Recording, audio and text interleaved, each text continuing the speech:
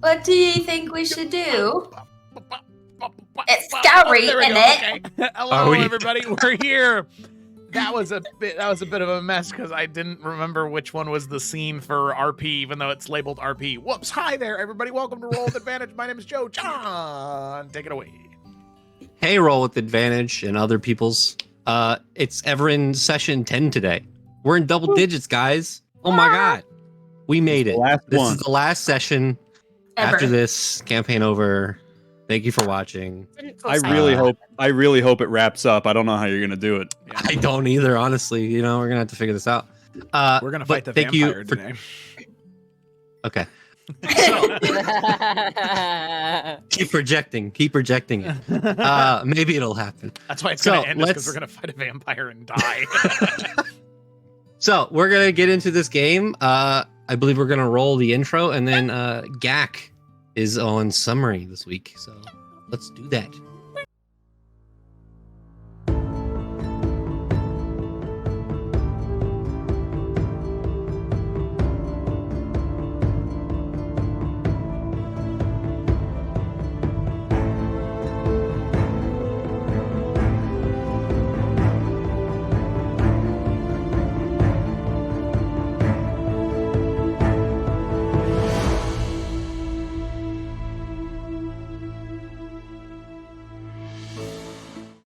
My name though. All right, we're back.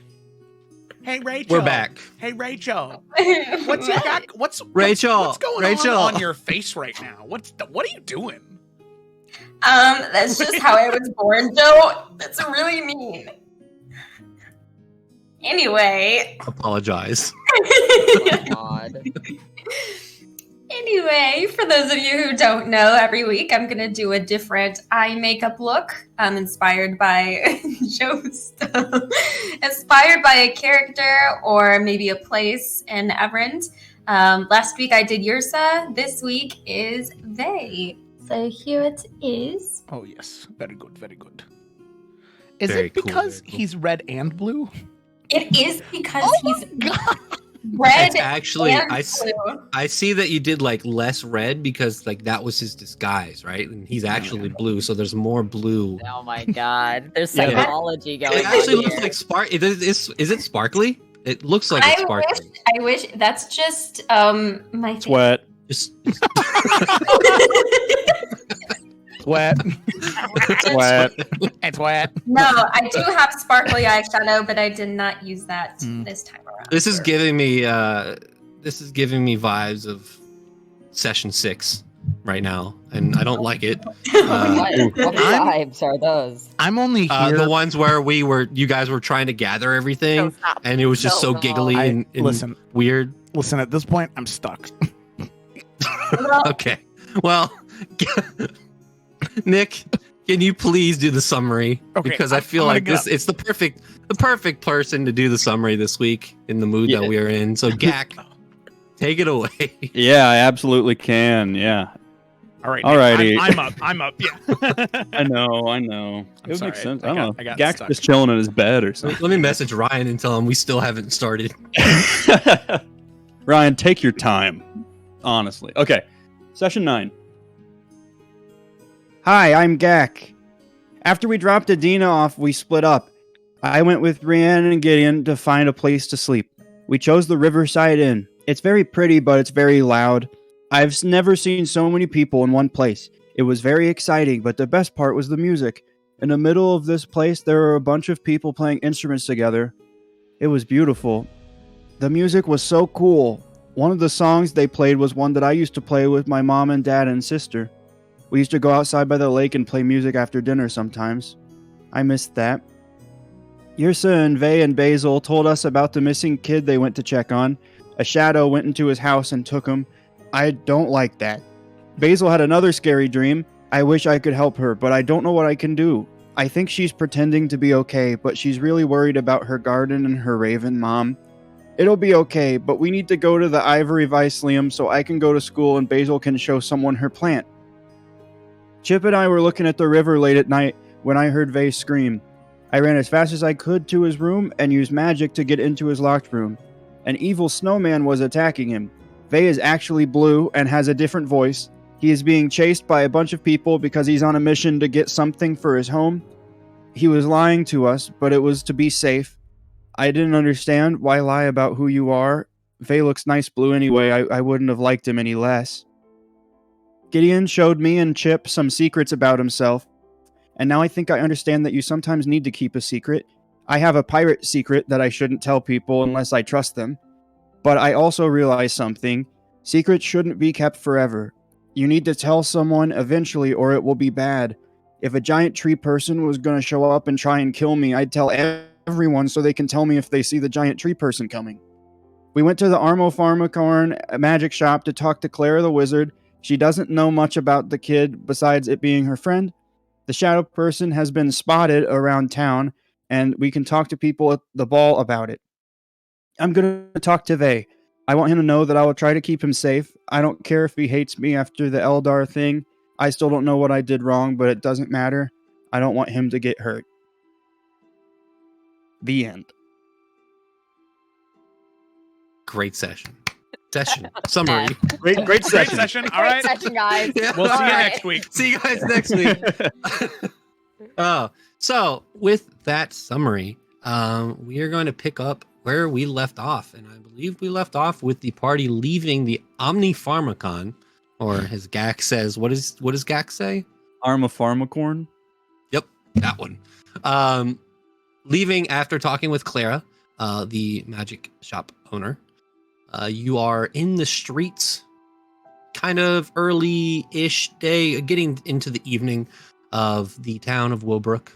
You all stand out there with this new information. Seekers of Insomnia, what do you guys want to do? How many days before the ball is it? Let me look at the calendar of Harpdos on our little thingamadoogie here. I believe the letter said the 27th, and it is the 25th. Okay, so we got time. Mhm. I think it's time for everyone to get their outfits ready. If we hadn't, well, we already Shopping montage. we have them, or yeah, shopping. So we said last session that you guys put in the orders for them. It's going to take basically up until the night before the ball. So you'll have to pick them up that night. Those who did that. I believe, Vey, you are not. You've picked up materials, but you Right. are sewing and making your own. Yes, correct. And I have my pieces, but they need to be Hodgepodge, yes. changed together. Yeah. Yes. And for some reason, I have down that Gak spent the most out of everyone. On his Yeah, outfit. I Yeah. did. Spending Yeah. 15 gold. God. Absolutely.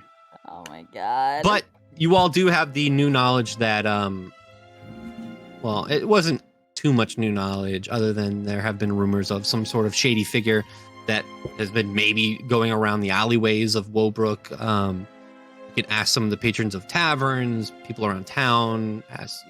Clara wasn't very specific, as is a rumor going around. She also did tell Gak to come back at some point, and she could maybe teach him some things. Yeah, I might do that on the 26th, the day before the ball, the next day. Because it's still early in the morning, right? Of the Again, 25th? it's like of the 25th. It's kind of like maybe 10 or 11. So we're getting into the afternoon part. Okay. Does anyone have anything specific they want to do today that we all need to do? No, I don't have anything that I need to do today.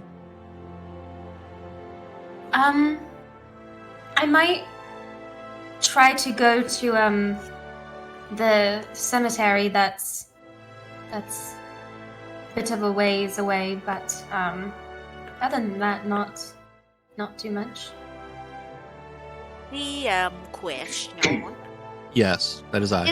is there like an assumed, like, obviously there's town guards, but have we seen anything about like a captain or like the head of the guard or something? It's more of an assumption. I mean, no, there hasn't been anything that says like captain here, or there are guards around the town. Obviously, there is a guard checkpoint as well at the front of the town, and some small ones on the roads that lead out of the town.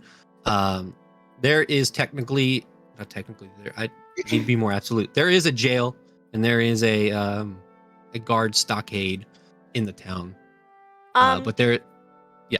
Go ahead. I was just gonna say because you're just kind of thinking back on the information we got from Clara and just trying to find any leads on like what to do because it seems like this is me just thinking outside game, but like I don't know how good an idea it is for us to just kind of like wait around in a dark corner for it to show up. I mean, like, This is an option. like going Totally out do to the that. dark alley. We all take an alley and we just wait.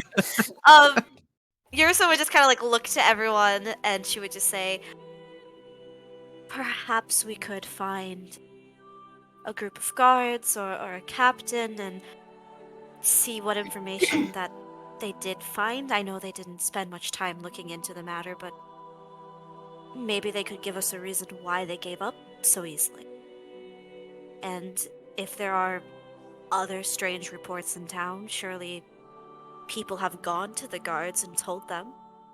Maybe they can point us in the right direction of a location where things have been spotted more so than others, or another person who has gone missing if that seems to be the case. But the guards must know something, right?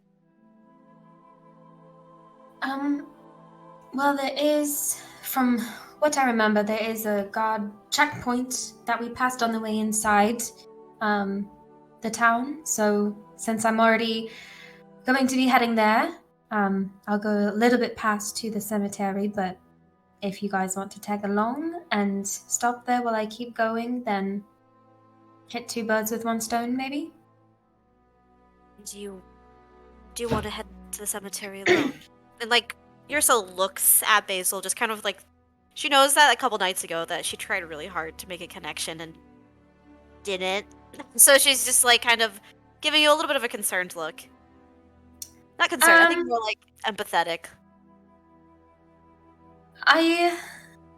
At this point, I feel like it might need to... I had another vision last night, and I feel like this is something that I need to do alone. I don't know if there's anybody who can necessarily help me, but knowing that you guys are still close by will bring some comfort. And was that vision something as intense and as dark as the ones you've had before? I guess it depends on what you consider dark and intense. All right. If you need us, I suppose we won't be very far away. But I agree. This is for you to do, to connect any way you can. And that is the best idea I could come up with in terms of finding a lead if everybody is on board with speaking to the guards. Which kind of looks at everybody else.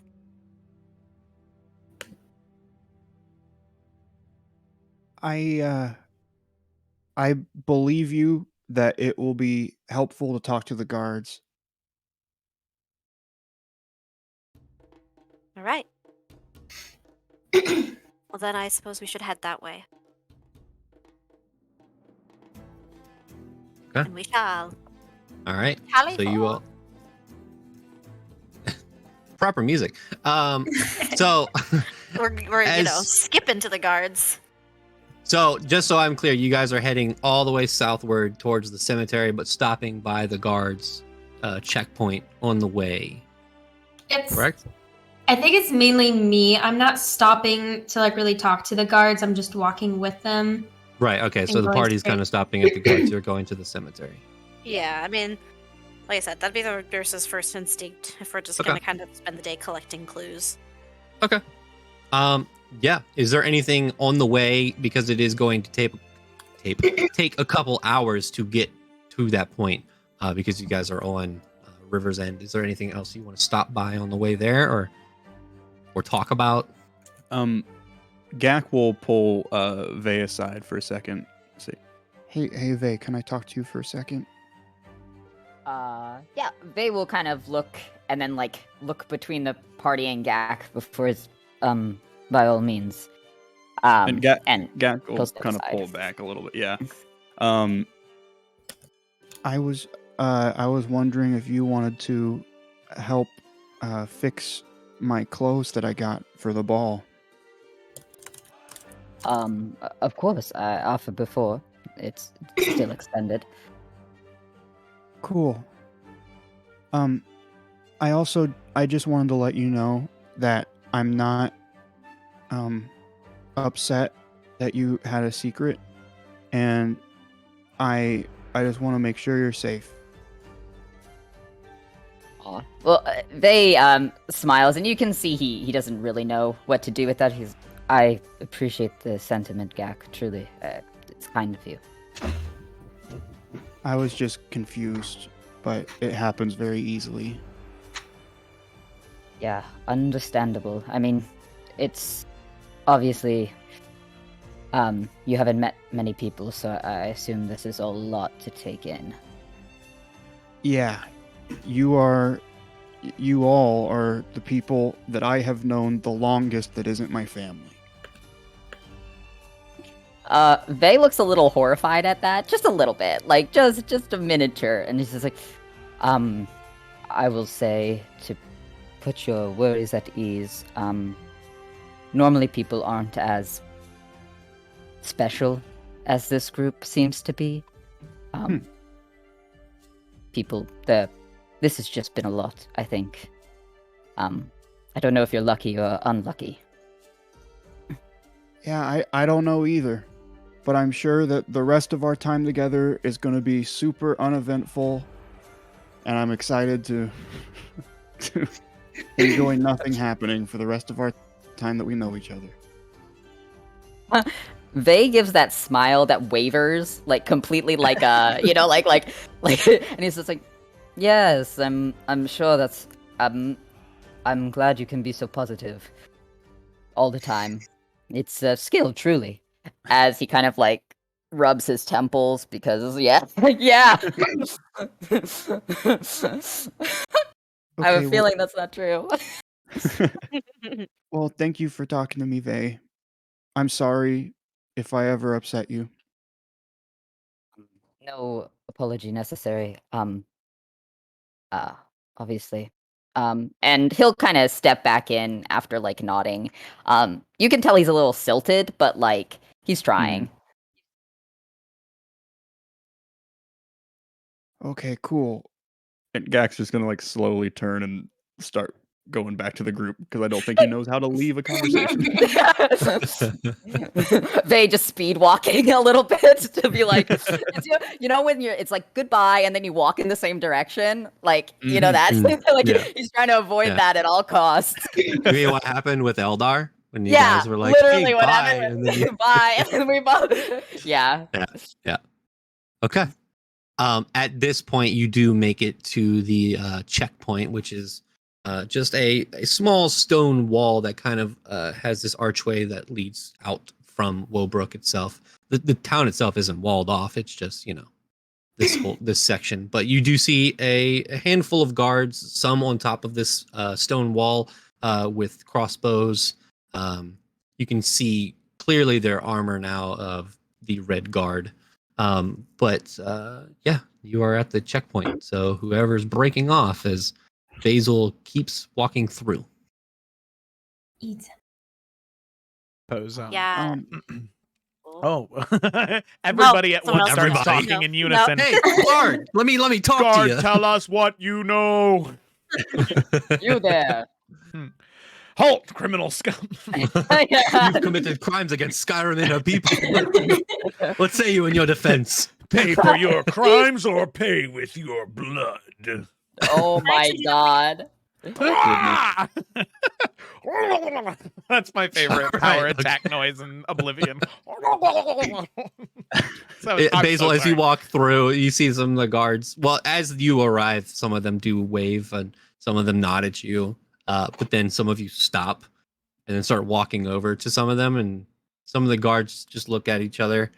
And you can see that their hands kind of like grip their weapons just a little bit more tense. They're not. Wow. You can tell they're not used to like people like, hey, come here, let me talk to you. But as Basil walks through, you guys are walking towards the guards. Rian is going to try to smile disarmingly and look to Yrsa. Okay. You're the nice one. Yeah. Yrsa gives Rian a little bit of a look, but a smile. And she'll turn towards the guards. Good afternoon. My name is Yrsa Moonglade. These are my friends. We are new in town. But we are actually... I heard your bitch-ass laugh from upstairs. Sorry.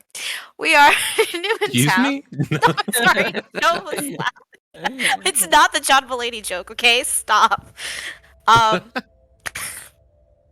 Joe.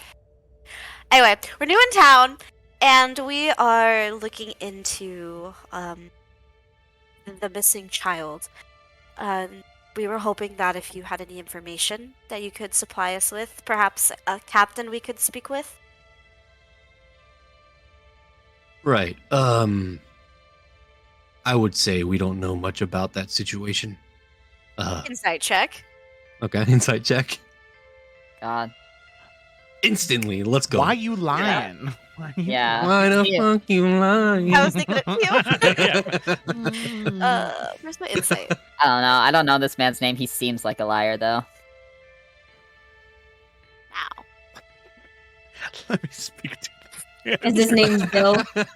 You're such a nice Bill Yrsa, you don't have much contact with, the Valamine guards and, Ugh. those She people in wouldn't. general. They're trash people. But it doesn't seem like he's lying. It just seems like, it seems like he's more telling the truth that they are posted at this checkpoint. They don't know much. Yrsa then would say, oh, sorry, go ahead, John. The other guard speaks up. And by the way, you can't really see their faces other than just their eyes and like maybe if they have any facial hair because of the helmets that they have on and all of the armor. The other one speaks up and goes, you want to speak to a captain? Correct. Somebody who leads the guards. In a managerial sort of fashion, yes. Right. Do you have proof, or what is the word? Jesus Christ, my brain's not working today. Evidence? Oh no, not evidence. Facts? Yeah, I'll tell you where the captain is. Hey, thanks. Sir, are you all right? No, I'm not. Okay. I can't help you now, but we'll send word and stop by in a couple hours, and we'll see if it's approved. All right. Well, we will be staying at the Riverside Inn. If your captain would like to meet with us there, we care very much about finding Godric, and we've spoke to his father. We're just What trying business do you have with this whole thing? we saw the signs posted around, and They look at each other and like, right, those. And no offense or anything, but it doesn't seem as though you've been successful in your job. Well, I've been successful in guarding this checkpoint. That's what I do. That's what we all do here. So, you'd probably want to talk to the people, the guards in town, not us. Yrsa gives a very tight smile. Okay. Do y'all not talk to each other? I'm sorry. Do you have a location as to where we can go, maybe communicate faster with the captain of this guard to better help get to the bottom of this? He would be in the guards' stockades, Which in is town center. Town center. Amazing. Well, thank you Probably so much. walked past it a couple times. Thank you. Where do we go? By the way, you guys are doing a great job. Just wanted to let you know I've never felt safer in a town, let alone in the Valamine Empire. Doing great work here. Keep up the good work. That's our job. Working hard. Or hardly working, right? You have a wonderful afternoon, Rian. Let's go. One of the guards, are you patronizing us? Am I patronizing you? Am I paying you? No, I'm not patronizing you. It is time to go. You're working hard, protecting this They look at each valuable other. place. Have a nice day. I suggest you walk away. I already am. Oh my god. And we were supposed to ask questions, not incite anything. Listen, You're right. As Here's that's how I don't- happening. I don't believe you that talking to the guards is helpful anymore. I think you are very right, Gak. I stand corrected. I thought perhaps there'd be more communication, especially if children are going missing. You would think they would care more, doing such a great job they are. Yeah. They would lean in. He's like, it's my supposition that they don't want him found. What makes you say that? They seem surprised at the posters, but obviously they've probably been up since the boy's gone missing, which means that either they've taken them down before, or they didn't expect them to still be there. Obviously, also, if a child is missing and a bunch of random people want to come and fix their issue, that's something good, right? It takes guards off having to do that, and it puts the onus on someone else should they find the child dead, which means that their behaviors almost seem counterintuitive to what they should be doing. On top of that, if they've already spent time searching for this, like Godric's father said, then if we do find Godric, then it looks extra bad on them, even if they're trying to pull some ruse or something. I don't know if there's enough information to lean that way yet, but I think that there's at least some stock in what you're saying, Vay. I also just don't like them, so... No, I wonder why. It's crazy. Oh, well, is it even worth speaking to this captain then? Or maybe we'll have better chances speaking with tavern owners and... The guard captain may at least validate what Vay is saying. If they act in a similar way, then... well, at least we know. But I will probably not go in and be a part of that in any facet. I'll stay far away because I think that that would not be good for anyone. No, I think you would be the best person actually to lead that. What? He said it very straight, and he's like, I'm joking. That was anyway. I'm just going to stop talking now as he leans back. No, this voice it's fun. I like it. It's different. Please talk more. Now. No. Does he like? That's technically more, but that's fine. I understand. Yes. Good. I'm glad we're in agreement. All right. Well, I wonder how Basil's doing. Yeah. As we cut back towards Basil. Basil's dead. Killed by the same guards that Rian shit talked. Basil, as you walk down the road and towards the cemetery, you do see cresting over past the trees this actually well-made kind of cathedral almost, but it has like this it has this face of like a place of like a church, but almost like, you know, to mourn the dead, right? The front of it, but the back of it has more dark colors, and it has like this spiraled tower that is connected to the front. This elongated building with the spiral tower in the back. As you walk closer, you kind of take a minute, realizing you're about to walk into the first temple of the Raven Queen that you've ever set foot in. Oh, wow. Let me write that down. Sorry, you can continue. I'm trying to find my music. Here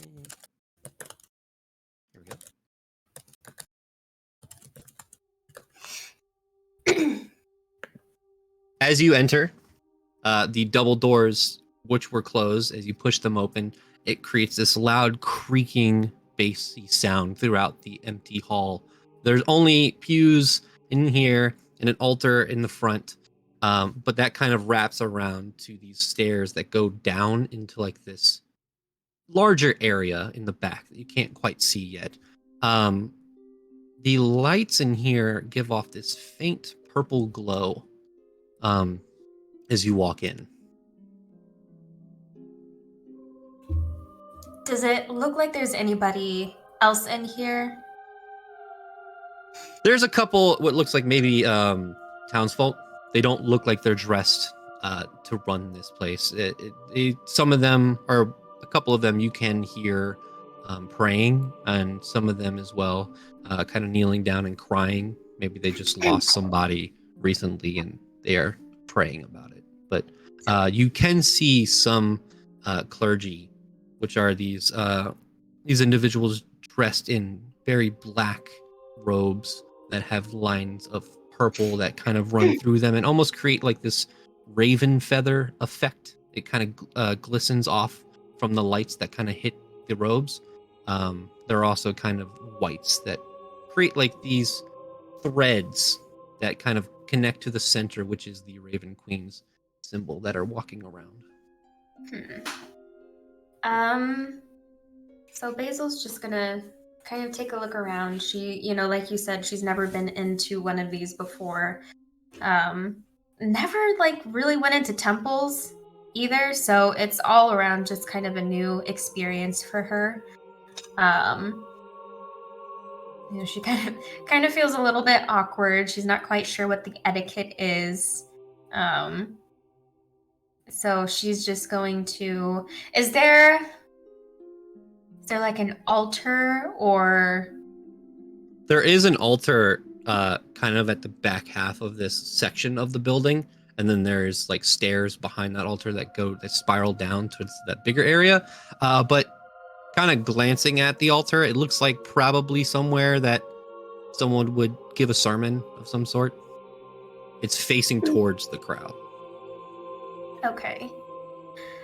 I will say at this point, you do hear footsteps to your right as one of the clergy walks over towards you and says, "Hello, can I help you with anything?" Hello. Am I safe to assume that you are a follower of the Raven Queen? She looks down at the symbol. "Yes, I am. Can I help you, my child?" This is the first time I've ever been to a temple dedicated to her. I am a cleric for the Raven Queen. I fear that maybe I'm losing my connection to her, but I keep getting these dark visions, and I'm not sure if they're coming from her or from something else. How long have you been having these visions?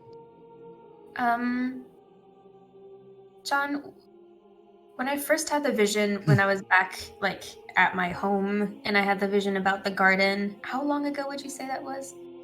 I'd say probably a little over a month. Okay. Yeah, because you guys haven't been together for a month yet. Right. It's been around a month long. It's only happened 3 times, but it feels each time is worse. The last one I had was actually last night. Follow me. And she turns around and starts walking down the center of this temple. Sorry about that. Yeah. She walks past the altar and starts to crest around the right side and starts to walk down these. The floor here is dark wood, but you can hear as she walks down the creaks of her footsteps, kind of echoing through the halls. As you enter this large space, This large space is a central column that goes up, and you can see above as you look above. It's the stained glass, what looks like the crest of the Raven Queen, and just these white lines kind of spider webbing off of this center crest. It is very. It was in my dream or the vision.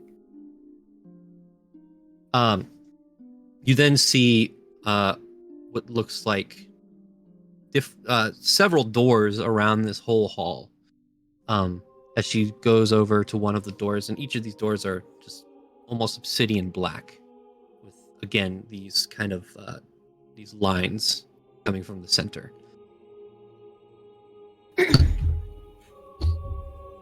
You wish to contact her? I've been trying for a couple weeks now. I haven't been able to get a hold of her, and describe this most recent vision.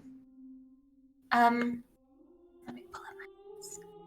So it was as if I was the only thing around. It was just pitch dark all around me.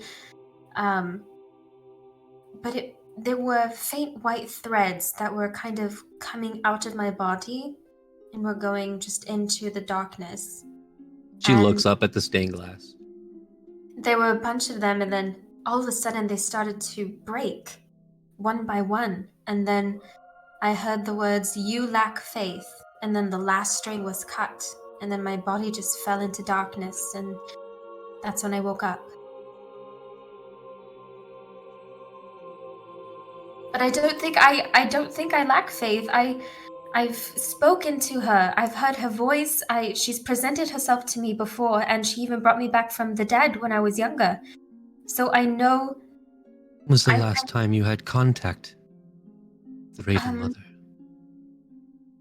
Oh, she's presented herself to me as ravens and crows before. I would say the last time she presented herself to me was when I was in Hamberfall, maybe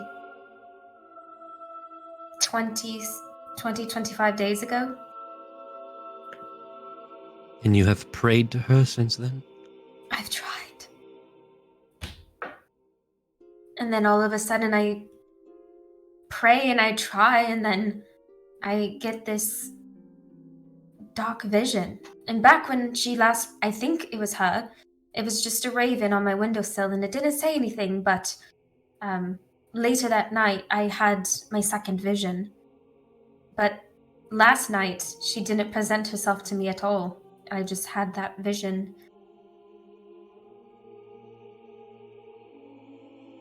Follow me. And she turns around and opens the door. And as she opens the door, it's complete darkness. With your dark vision, you can see inside mostly, which looks like a circular room, this circular inlay in the center. And as she walks in and you follow behind, the torch lights around start to light up, giving off another purple faint glow. In the center of the room, you see what looks like a pool of water. That is it. That is the only thing that is in this room. She looks to you and says, "If you wish, contact her."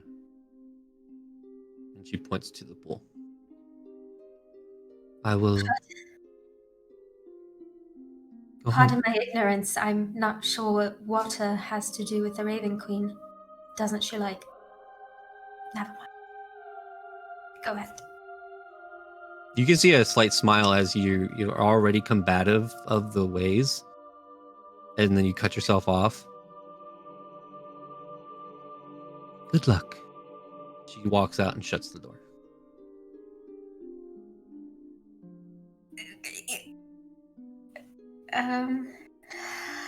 Right.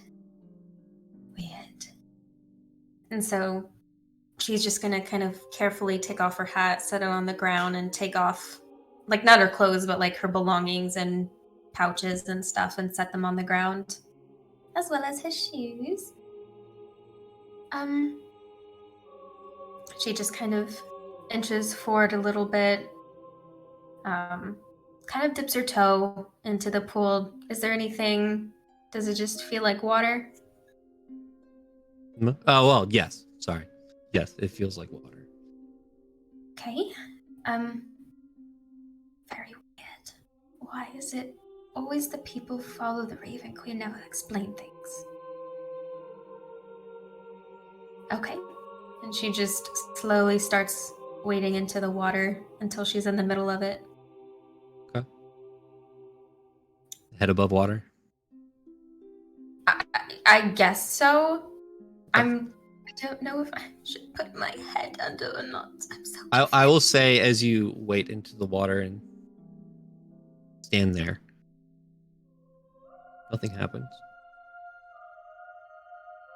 And so, I guess after kind of standing there for maybe a minute, nothing happens. She slowly starts to submerge deeper and deeper into it until she's completely submerged.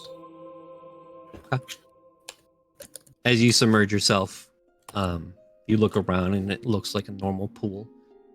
The black and white cracked marble that makes up this pool in the center. But your head is underwater. Nothing is happening. And eventually you start to feel like you are getting out of breath.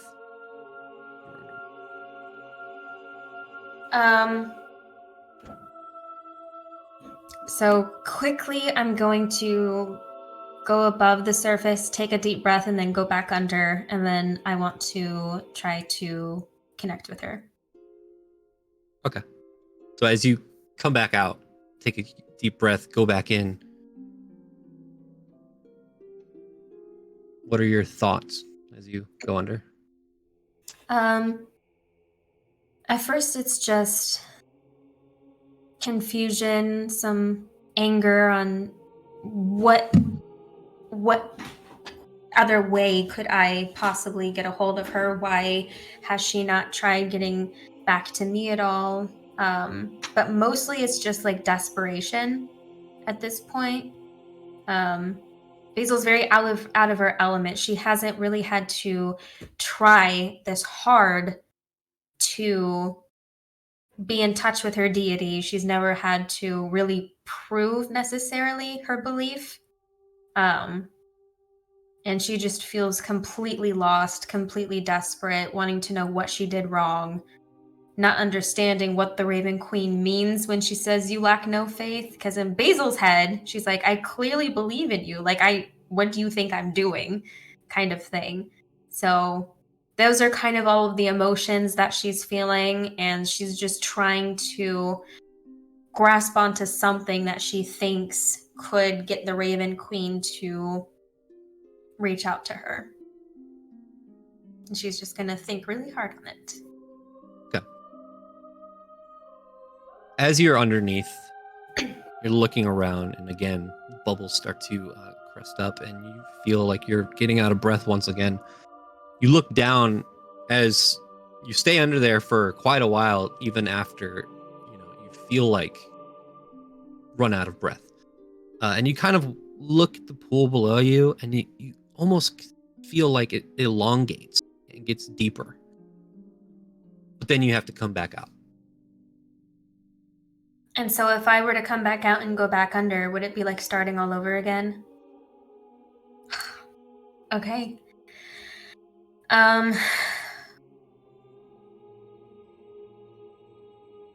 So am I kind of just floating in the middle of it, or am I sitting at the bottom?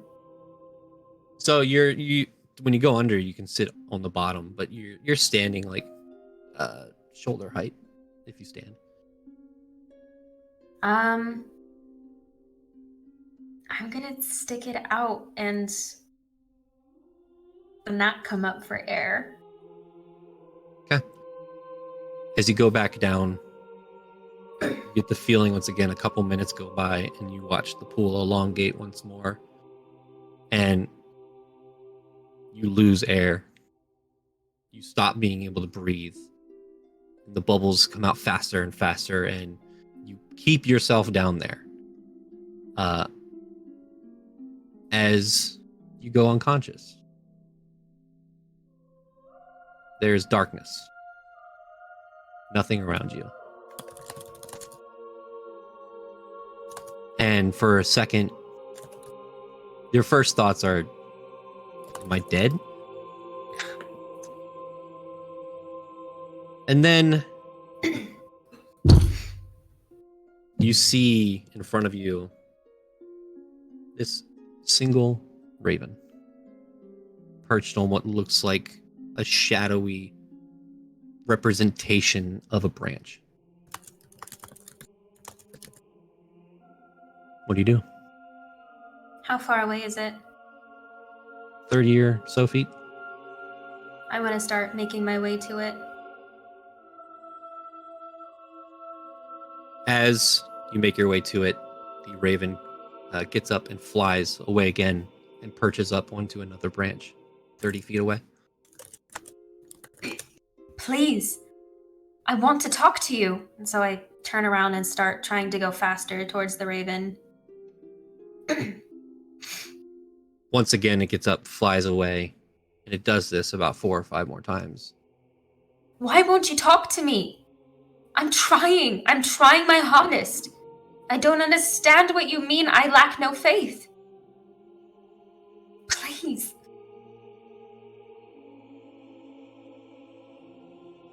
Eventually, the raven just disappears into feathers. And then around you, hear, why are you here, Basil?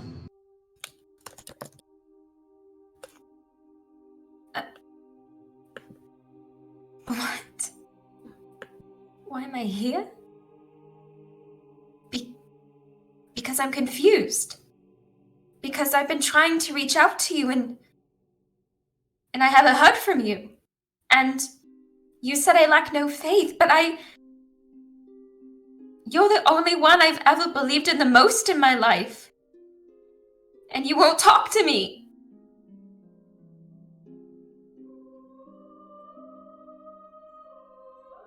Why won't you talk? Think of me as a friend, as I believe you said, co-worker. I'm a god, Basil. I gave you my gifts because you are fate-tied. I have seen your destiny. It is grand. But I cannot give my gifts to those who do not believe fully. There's trepidations in you. You only believe because of the gifts I've given you.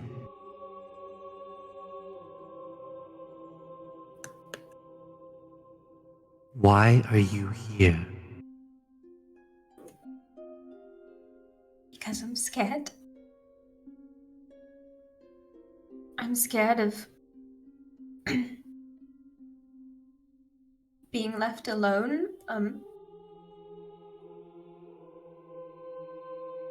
I know that you're so much more than a friend.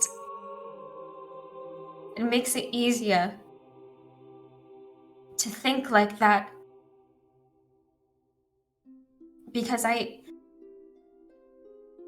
just now started having friends, you know. And for a long time, I always considered you one just because you were my only constant. And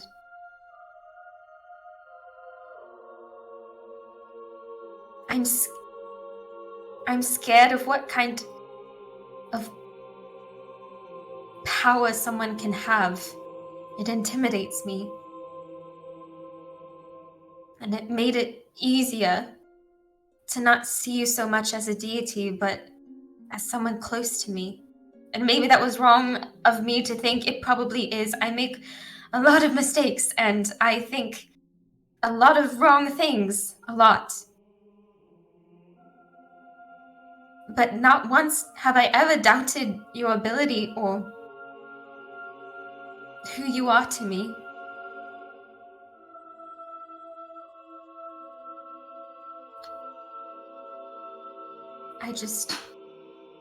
I don't want you to go away. You have such great potential. And I've seen this. If this relationship is to continue, you must fully believe.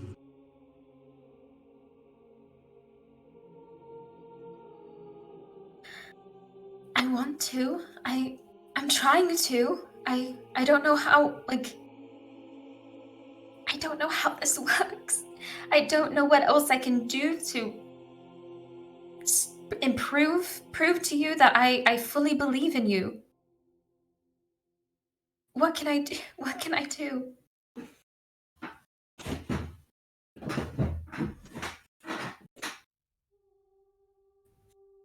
Over time,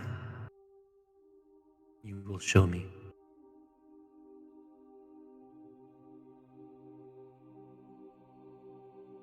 So, for now, in the meantime, will you still be with me? I will, as I can. Divine gates that separate your world from mine are thinning, and the more that the gods physically contact their worshippers, the gates thin even more. Why What is I am that? currently doing is not very much looked upon as good.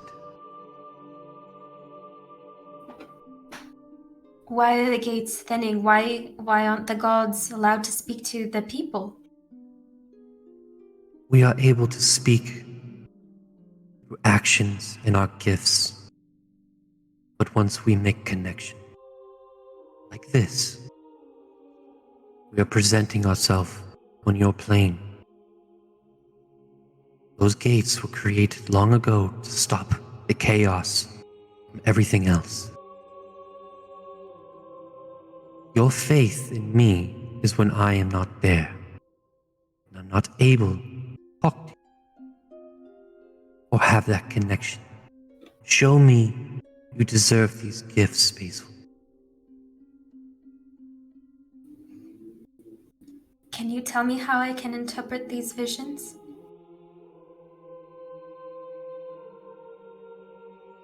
I've tried to give you visions, what I believe is happening, but some of them have not been from me.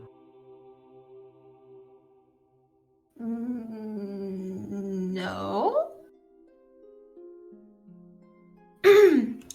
Would you know who?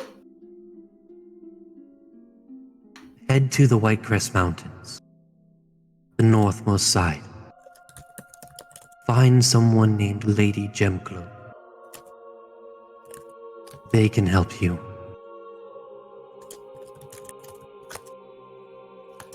Belief, Basil. That is all I ask. Okay. And with that, you see these what look like threads start to attach again Oh. to your body as the darkness starts to turn white as you jump out of the water, gasping for air.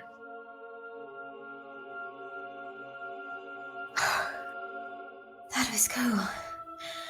So she just starts wading out of the water and she grabs all of her stuff, dripping wet. She doesn't put her shoes on, just walks out and heads out the direction that she originally came into. You see the clergy member that was there as you walk out, leaving a trail of water behind you. She looks at you, smiles very big, and just nods her head. It worked! I don't understand it, but it worked! Thank you so much.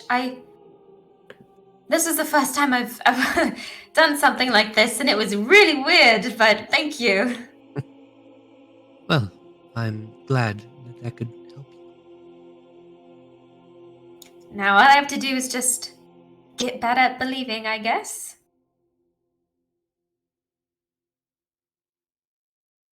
Well, thank you. Anything else? Goodbye. As you make your way out of the Temple of the Raven Queen, back into Woebrook, and as you step out, because you've been in the darkness, the brightness of the sun just like fuck. You know when you walk out of a dark place, Yeah. and just but you are out in the thoroughfare, and where's the rest of the party while this is happening?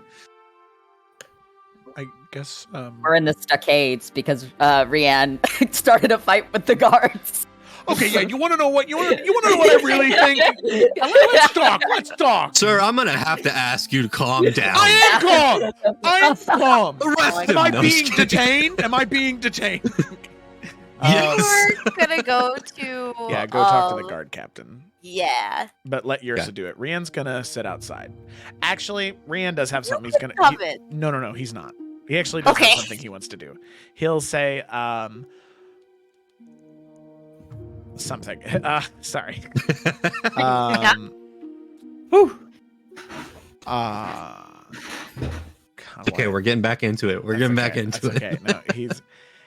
He'll say, well, all of you go do that. I'd be more than happy to hear what you have to say, or hear what information you gathered, as soon as you gather it. But I think that even being near the building, I don't know. I just know that it's not a good idea for me to go in there with all of you, because I'm sure that I would say something that would get us in trouble. So I do have something I need to do that will probably take an hour or two, but I'll meet all of you back at the Riverside Inn, and we can reconvene there. Rianne, do you want someone to go with you? Oh, no, it's all right, Gag. I think that I'll be safe here, plus what I'm going to go do is pretty, well, I don't know. It's a long walk, a lot of running, gotta get the exercise in for the day, you know? Yeah. My bones he's are like- really young, so I don't have to worry about that. Oh my Yeah. god. Well, I wish I was as lucky as you. Okay. Moran breaks off from the party. You guys do make your way to the stockades. You see a couple guards. Rianne is not with you anymore. It's Gak, Yrsa, and Gideon and Vey. They look Where are to the you and say, stockades on the map? they're like around here. Yeah. I guess that's. Hazel's just gonna head into town. She's not Okay. sure where to go, so. And people are looking at you. They're like, as you're just soaking wet in Woebrook, where there's a stream like a couple hours. It's like, what? But you make your way there, and the guards look to all of you and say, "Can I help you?" Yes, good afternoon. Again, my name is Yrsa Moonglade. I am new in town, and so are my friends. And we are looking into the disappearance of Godric Eldertune, and we were hoping to speak with your captain for more information. Right. Give us a second. We'll be right back. And Yrsa will look at Vey and Gak with this big old smile, yeah, this is working, right? And God, Yrsa. Thumbs When up. when the guards walk away, Gak's gonna go, Oh, we should have given either Basil or Rianne the stone. We really should have done that, but that's okay. Oh, the guard eventually comes back and says, the captain will see you all. Only two of you can go back, though. Oh, all right. That's fair. That's fair. Yrsa looks at Vey and Gak.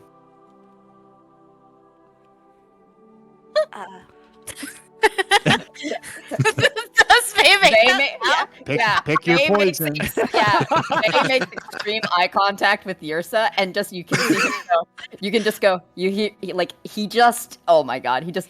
Huh, like exactly that noise as he like rubs his temples. Yrsa, Go ahead, I can go with you if you want. I'm pretty good at just like being quiet in the background, but at that point I might as well just be outside. You can see Yrsa's little heartbreak. Gideon does say, I could stay with Gak outside if that'll make the decision quicker. Okay. I'm sure it won't be long. Please don't be. Yep. Faye, if you would like to come in with me. Yeah. And you have the stone, so if you need me, just I will do give it. you a call, absolutely. Okay, we will be fast, and we'll be right back. Okay.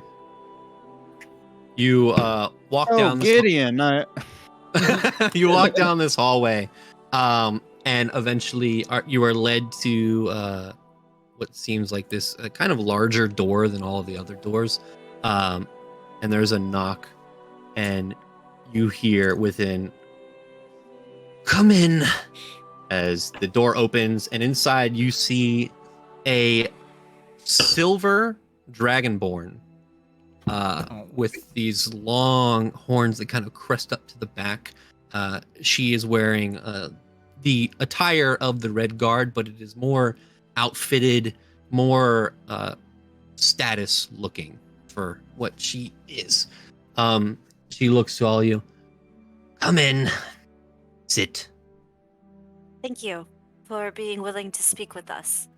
"I don't have much time, but ask your questions." Absolutely. Well, we were hoping to find out any information that you or information that your guards may have on the disappearance of Godric Elderdune. We spoke with his father, and we're conducting a small investigation of our own, but we were hoping we could get some insight on everything that you know and perhaps go from there. Let me ask you a question. Did you stop by the office before you started your investigation? Oh, I know, we just saw... You have paperwork. No, but we spoke with his father. And the sign itself. Yeah. Yes, And it also yes, seems the like sign. the guards aren't... Aren't what? Well, again, I don't mean to be offensive or anything, but this poor boy hasn't been found. And it seems as though your guards at the south gate could quite frankly care less. Don't you think that should be a point of concern? I think the guards at the south gate don't know much about what's going on in the northern part of the town because they're at the south gate. Well, don't you think all guards should be updated on all events that happen in town? I should just tell all of the people that hold spears and have an outfit what's going on north side? If children are going missing, yes. We don't know if that's the case yet. From our investigations, it looks like he ran away. I'm... Vay Go ahead, will, Vay. yeah, Vay will jump in. He's like, I think, of course, if I may, I think what my companion Yrsa is saying here is that we're simply wondering why more people haven't been updated so that they may keep an eye out. Of course, we don't expect them to be running off into the woods. That isn't their job. Not their job at all. But just to be aware, because if it's true and you do believe that he hasn't been taken, then it stands to reason that he might come back, or he might be walking through the town. But if he is taken, then, you know, that would be a different situation altogether. Let me ask you, without being rude, of course, have you checked the other checkpoints north side of Willbrook? Do you know how many guards are up there? Not as of yet. No? Okay. Well, I have put more guards north side to look out for the child. My guards south side need to stay there. We have limited numbers, and I'm not sure if you saw a couple days ago that the Red Riders were heading past here. Apparently something is around. Also, there are apparently rumors of some weird creature stalking through the alleyways. So I can't have all of my guards searching for a child when there's dangers in the roads, dangers around the town, and I don't have enough guards for it. We did an investigation. We didn't find much. Perhaps maybe those events are all connected. Perhaps. And we are keeping an eye out. What would you have me do? Your job. Sorry. Hire more people. Yrsa, this is weird for her because she doesn't really understand, and she feels a little flustered, and she doesn't usually get flustered. And like that, you can see Yrsa just kind of like her mouth opening and shutting and looking at you. I just, all right. That is why we've stepped up to help. That is all. I sense. Thank you so much for coming into the town to help with this. Vey would smile, and I think that obviously you need any help you can acquire, because the father is asking for extra help. So, in terms of who is the most important in this entire debacle, I do believe the father is the most important, the complainant of this, and he does not seem to be satisfied. As you've given us other places to start, and we really appreciate your time and you doing that for us. And we hope we can be of further assistance for you. Well, you said that you are investigating this, correct? In a informal sense, yes. Well, because you are in Woebrook and now talking to me, maybe we should make this more formal. We'll close our investigation and allow you to take up the reins. Yep. Yeah, they would smile. If you think that's best, I'm overjoyed that you think that we inspire such confidence in you. Oh, I have none at all. Yes, I can see. It seems that... And then he pauses, and he'll look at Yrsa, and he's like, He's like, yes, it seems that a lot of people are lacking in confidence about the people running things, so I'm sure we'll fit right in. Anyway. Now, you've come here for a reason other than information, right? Do you want coin, gold, to take up this investigation? Not at all. That was never a part of our line of questioning at all. Well, that's good for us. Well, if we are going to be taking over this investigation, I think that, again, if there is any information you can share, we have reason to believe that this creature stalking the alleyways, as you've put it, is connected to this case. So, perhaps you can tell us if there's a location in town where these sightings are more frequent. I would say that these rumors apparently become more and more frequent within the town center. But that is also where the bars are and the drunkards are, so I wouldn't take that too hard.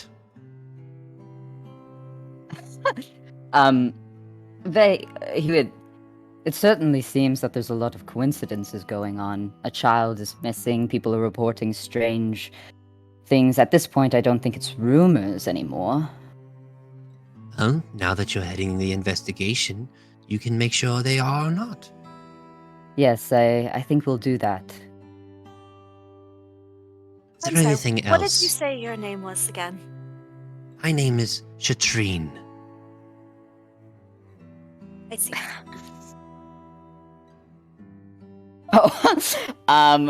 They would give yours the look of, are we done? Oh yeah. Yours is like, Yeah, they would stand up and he's like, thank you ever so much for your time. You've been most helpful. What I'm best at. I see. Good day. Good day. As he does the thing where he like gently, he puts his hand kind of like on Yursa's back to kind of like provide a shield to this woman, glaring at them as he like walks them out. What a terrible person. Yursa, like, as soon as they like leave the vicinity, she's just gonna look at Vey and say, I'm sorry, is this how most captains are? Do they just lack concern for their people? Did we say something wrong? Absolutely. In my experience, they don't give a shit. At all, actually. So I think perhaps getting used to that is the better way to deal with it. You just see this look of just pure flabbergast on her face, and she just has no words. I mean, if it's any consolation, I do think it's aged her. She's terrible and awful and hard to get along with, and I'm sure everyone dislikes her. So, in terms of everything, we're doing better. Yes, you're right. I feel as though perhaps I shouldn't even have suggested this, but at least we have more of a location than we did when we started. I guess. Yeah. They pat the shoulder. Just feels really bad for Yursa. What? He does not seem fazed by this. In fact, he seemed more comfortable with that than the party. Yursa has not experienced this before, so she's just... Yes. When we walk outside, like, gacking it, and you get to see Yursa, her whole face is all screwed up. She's so confused. Kind of rubbing her jaw. What happened? Well, I'm not sure. But somehow we've managed to be taking the lead on this investigation. Right, Faye? Yes, we have other places to look. And as far as us taking the lead, I honestly think we're better suited, considering she just doesn't fucking care. Oh, that's heavy. Can you take this conversation away from the stockades, please? Vey turns and just does like this, like almost little bow, and he's like, of course. And you can say he's annoyed as he like motions for everyone to leave the general area. As you guys walk away, you do overhear the two guards talking, and they look to each other and kind of shrug and like, she's not that nice. Makes sense. See? It's not just us. Yes! Yeah, and yours is just, again, still just kind Shut of up. like rubbing her temples. She's just gonna say, I guess I just thought somebody who had such a position of power would care more about a child going missing, but... Oh my god. Vey's laughing, like, really sadly. He's just like, oh god, you're sad. She's so perplexed. She's so heartbroken. But luckily, even if she does not care, we care, and we are going to find Godric, and we are going to do him and his family justice, as she should be doing, but I suppose there are other matters that are more important. I'm not sure how a child is not at the top of that list. I apologize. She, like, straightens her dress up a little bit. Pat. That's all we can do. Poor Yursa. That was my lead. I don't think I have many more. Well, we were informed that the town center and the other gate is another place that we could ask questions.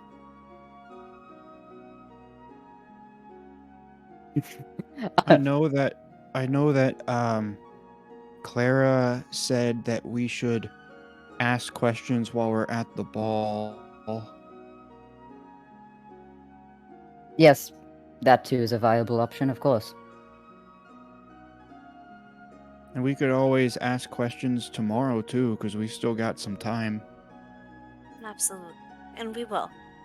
We absolutely will. And it seems like Vey said, the town center is a hotbed for this, even though there are others who are enjoying their evening to a more exuberant degree, so perhaps there's been some confusion on shadows versus just people drinking too much. If I may, I've been drunk many times and I haven't imagined a monster coming out of an alley at any point. I don't know if that's necessarily what happens when you're a little tipsy coming home from the bar. I think she just doesn't care. You're so sad again. Yeah, like truly Vay is like, yours is coming up with all these things that it might be, you know, and Vay's like, nah, she just doesn't give a shit. Everyone, she's Yeah, trying. She doesn't give a shit. Yeah, alright. Well, we could take a stroll around town. If anyone else has business they would like to take care of. Could ask around, but I'm not sure during the day we're gonna get much at this point. Was there anywhere specific that this shadow was seen other than just in alleys? Other than the Elder June's house, we're not sure. That seems to be our problem. We have such a large amount of land to cover and not a ton of specifics yet. Well, I don't know if it would be helpful to like go around and talk to a bunch of people, but maybe tonight we should just hang out when everyone's loud in the streets and we can just kind of be around them and see if we see anything or hear people talking about shadow things. I mean, it's not ideal, but It's more than the guards are doing. Like, yeah, I mean, I think he leans in, he's like, it's a tangible place to start, at least. Obviously, there's not been much footwork done before us, so, we're starting at ground zero. We have nothing. So, I think we should, just kind of treat it as if we just got it, and go from there. Gideon, what do you think? You're very intelligent, and I'm sure you've...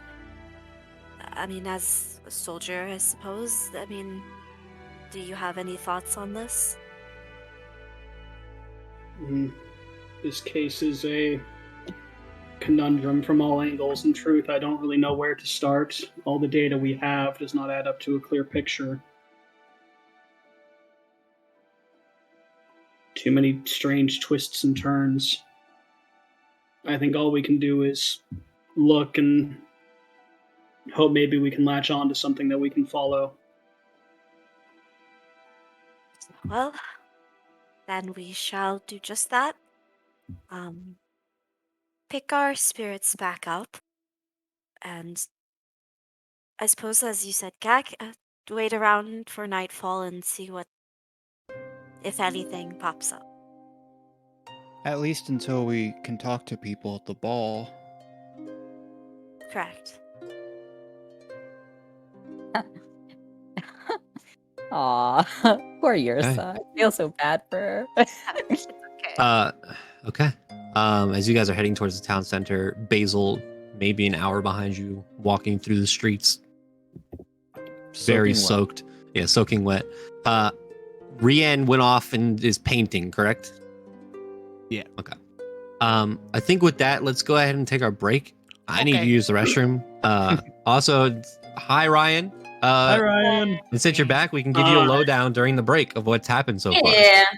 I already know. Okay. Well, let's go ahead and go to our break, and we'll be back here to get to this ball. Woo-hoo! All right. Oh.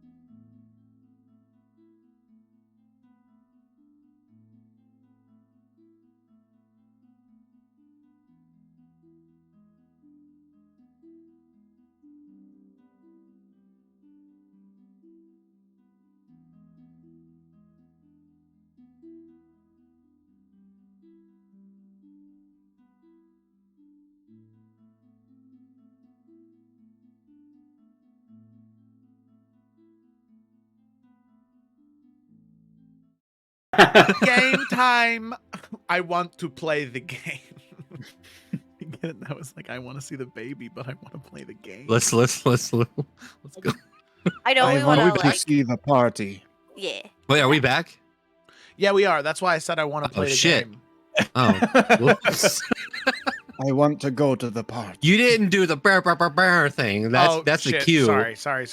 Okay. No. Okay, Let's just go into it. We're back. Yeah, John, I'll cut that out.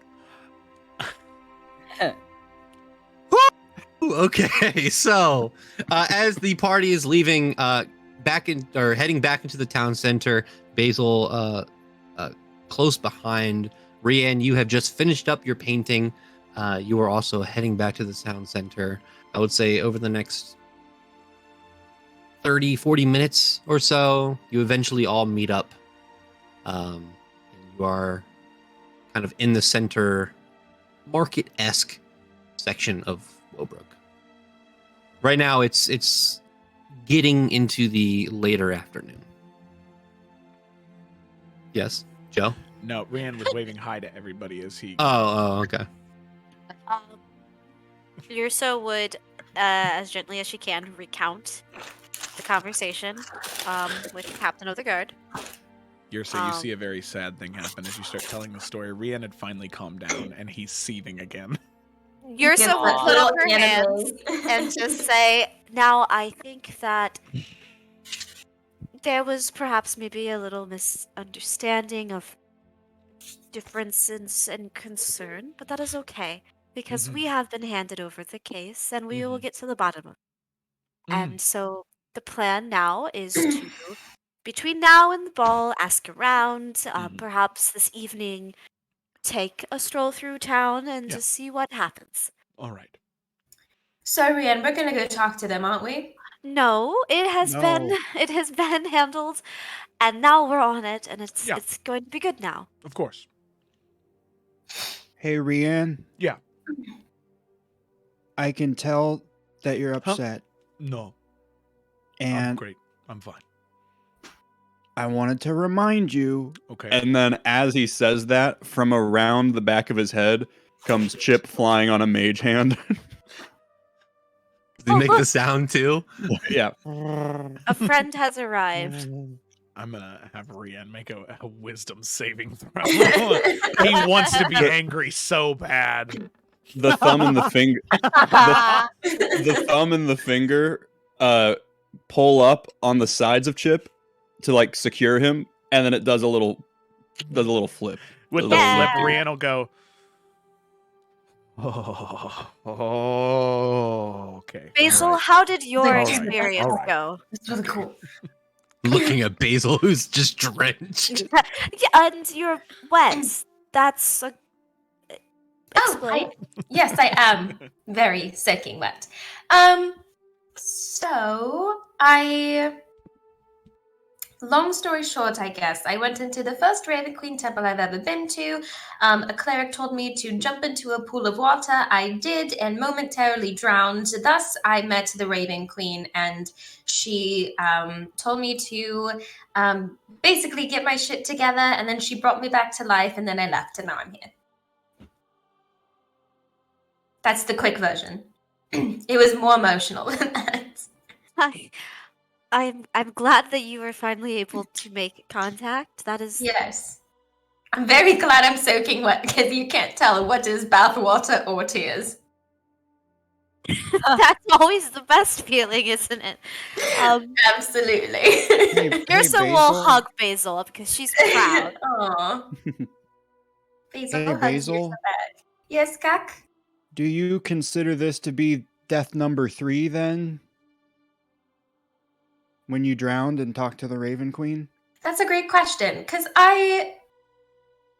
it was like magical, so I don't know if it was like literally dying. I did drown. But then yes, I think it was worth it. It's always, every now and then it's worth it to drown. Especially when you're meeting your god. Oh, but I learned something interesting Apparently, whenever gods present themselves to their followers, the gates between the gods and us people, our world, thins. Who knew? Oh, that's horrifying. Yes, So it is. theoretically, then, an evil god could constantly communicate with their followers to further weaken that divine gate. Which is so funny you say that, because the Raven Queen told me that not all of my visions were from her. Oh yeah, that's not good. Who were they from? Oh, she didn't know either. This is good. I asked her. Listen, And she said, now is not the time to mince words, Basil. I'm not even mincing the words. She said that they are not from her. They must be from some other god, and that was it. And there was no instruction afterward? Like, She did tell me to go to the White Crest Mountains and find a lady named Lady. So Ryan or John, I put the name Gimglout, like Gemglout. Oh my god! Oh no! Oh my god! Gem cloak. Gem cloak. Not what I wrote in my notes either, so it's okay, Rachel. I put Gem Lady Glow. Lady. Hold on, talk to Lady Glimglout. Gotta go talk to Lady Glibglob. We go talk to Lady Glimglout Lady about the Glimglout. Riverside Mountains, and then we're going to have to talk to Zimmo. So she told me to go there, and she should be able to help me with the visions. oh, well, good. All right. So we have a plan. with Yes, visions. yes. So I just, whenever I have a vision, I just need to like calm down, not freak out, because that is what I'm wanting to do right now, and it's really hard. Sorry to hold on. As Basil mentions this name, Vey, you do know who Yes. they're talking about. Yes, I do. Is that why you laugh so hard? Yep. They would kind of speak up, and he's like, "It's less of a who and more of a what. I mean, not necessarily, but Can you clarify? the White Crest Mountains hold a lot of secrets. And as you know, I'm from there, but if you want to seek audience with her, it'll be more than a small trip to get there.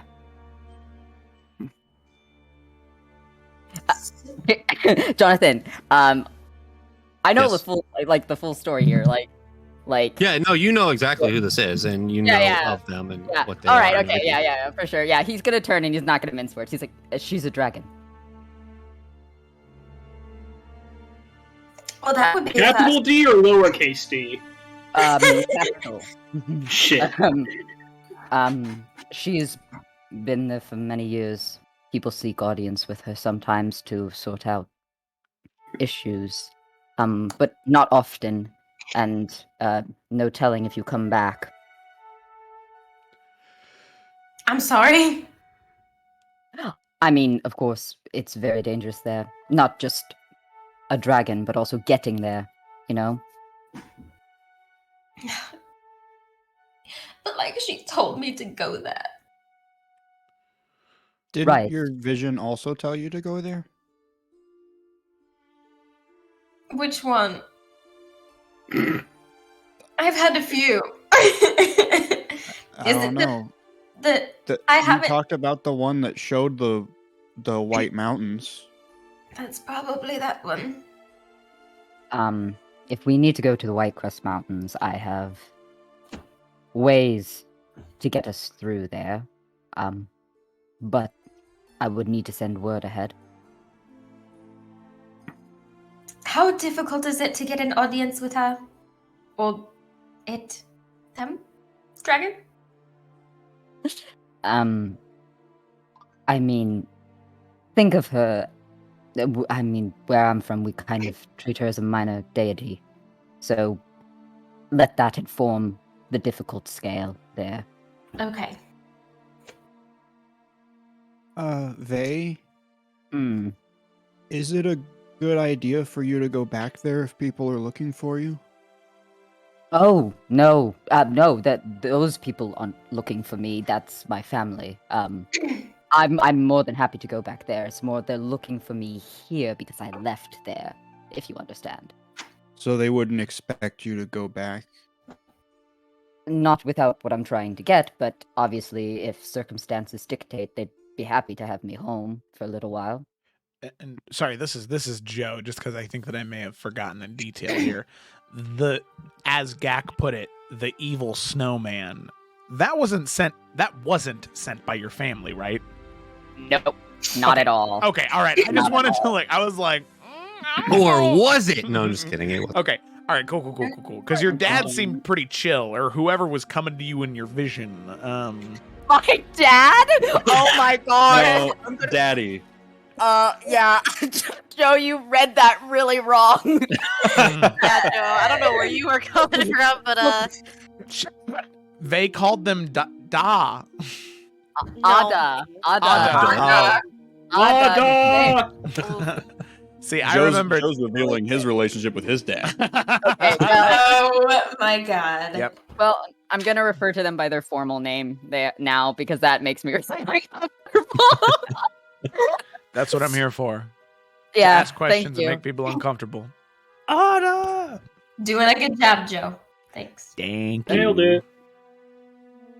All right. Well, tonight, I was talking to not Basil and Rianne about us hanging out in the town when everyone's loud and in the streets to see if we see any shadows move.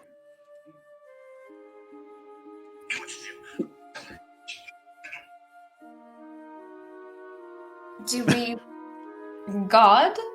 want to actually roleplay this or get to the ball? Are you asking the Raven Queen or me? I'm asking You. the DM god. Yeah, you guys can chill. You guys can, if you want to skip to hanging out in the alleyways, there might be things there. You don't know. There might be things there. But yeah, we can do that instead of going straight to the ball. All right. Okay. Before we move on, did Gideon want to say something? Yes. You raised your hand. Yeah, you raise your hand and I cut you off to say that Oh, yeah. they knew. Basil.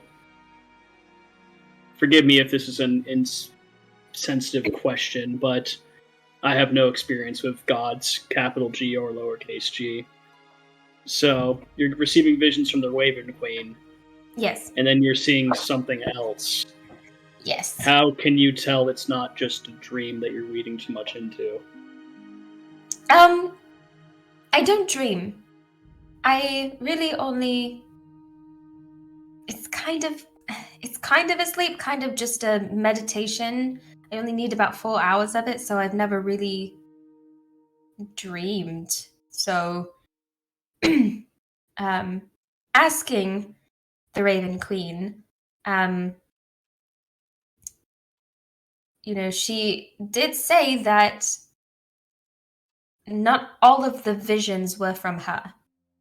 So she did pretty much give me the yes, those are actual visions. A couple of them are from me, one of them isn't, So I don't have a whole lot of knowledge about gods in general, upper or lowercase g. I really only started becoming a true believer of the Raven Queen as told by the Raven Queen. So I'm kind of learning it as we go on. And I'd like to think it's not just me overthinking it, because I've never really been much of an overthinker. I'm not sure what to make of these, and so that's why she mentioned me going to the White Crest Mountains. to have someone there help me figure out what those visions mean. Fair enough. But she did mention that because of the gate thinning between the gods and our realm,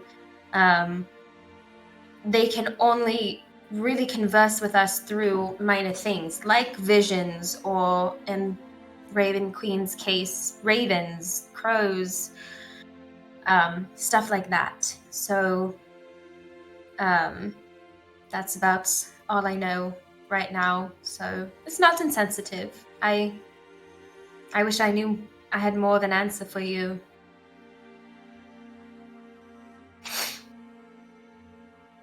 I don't know.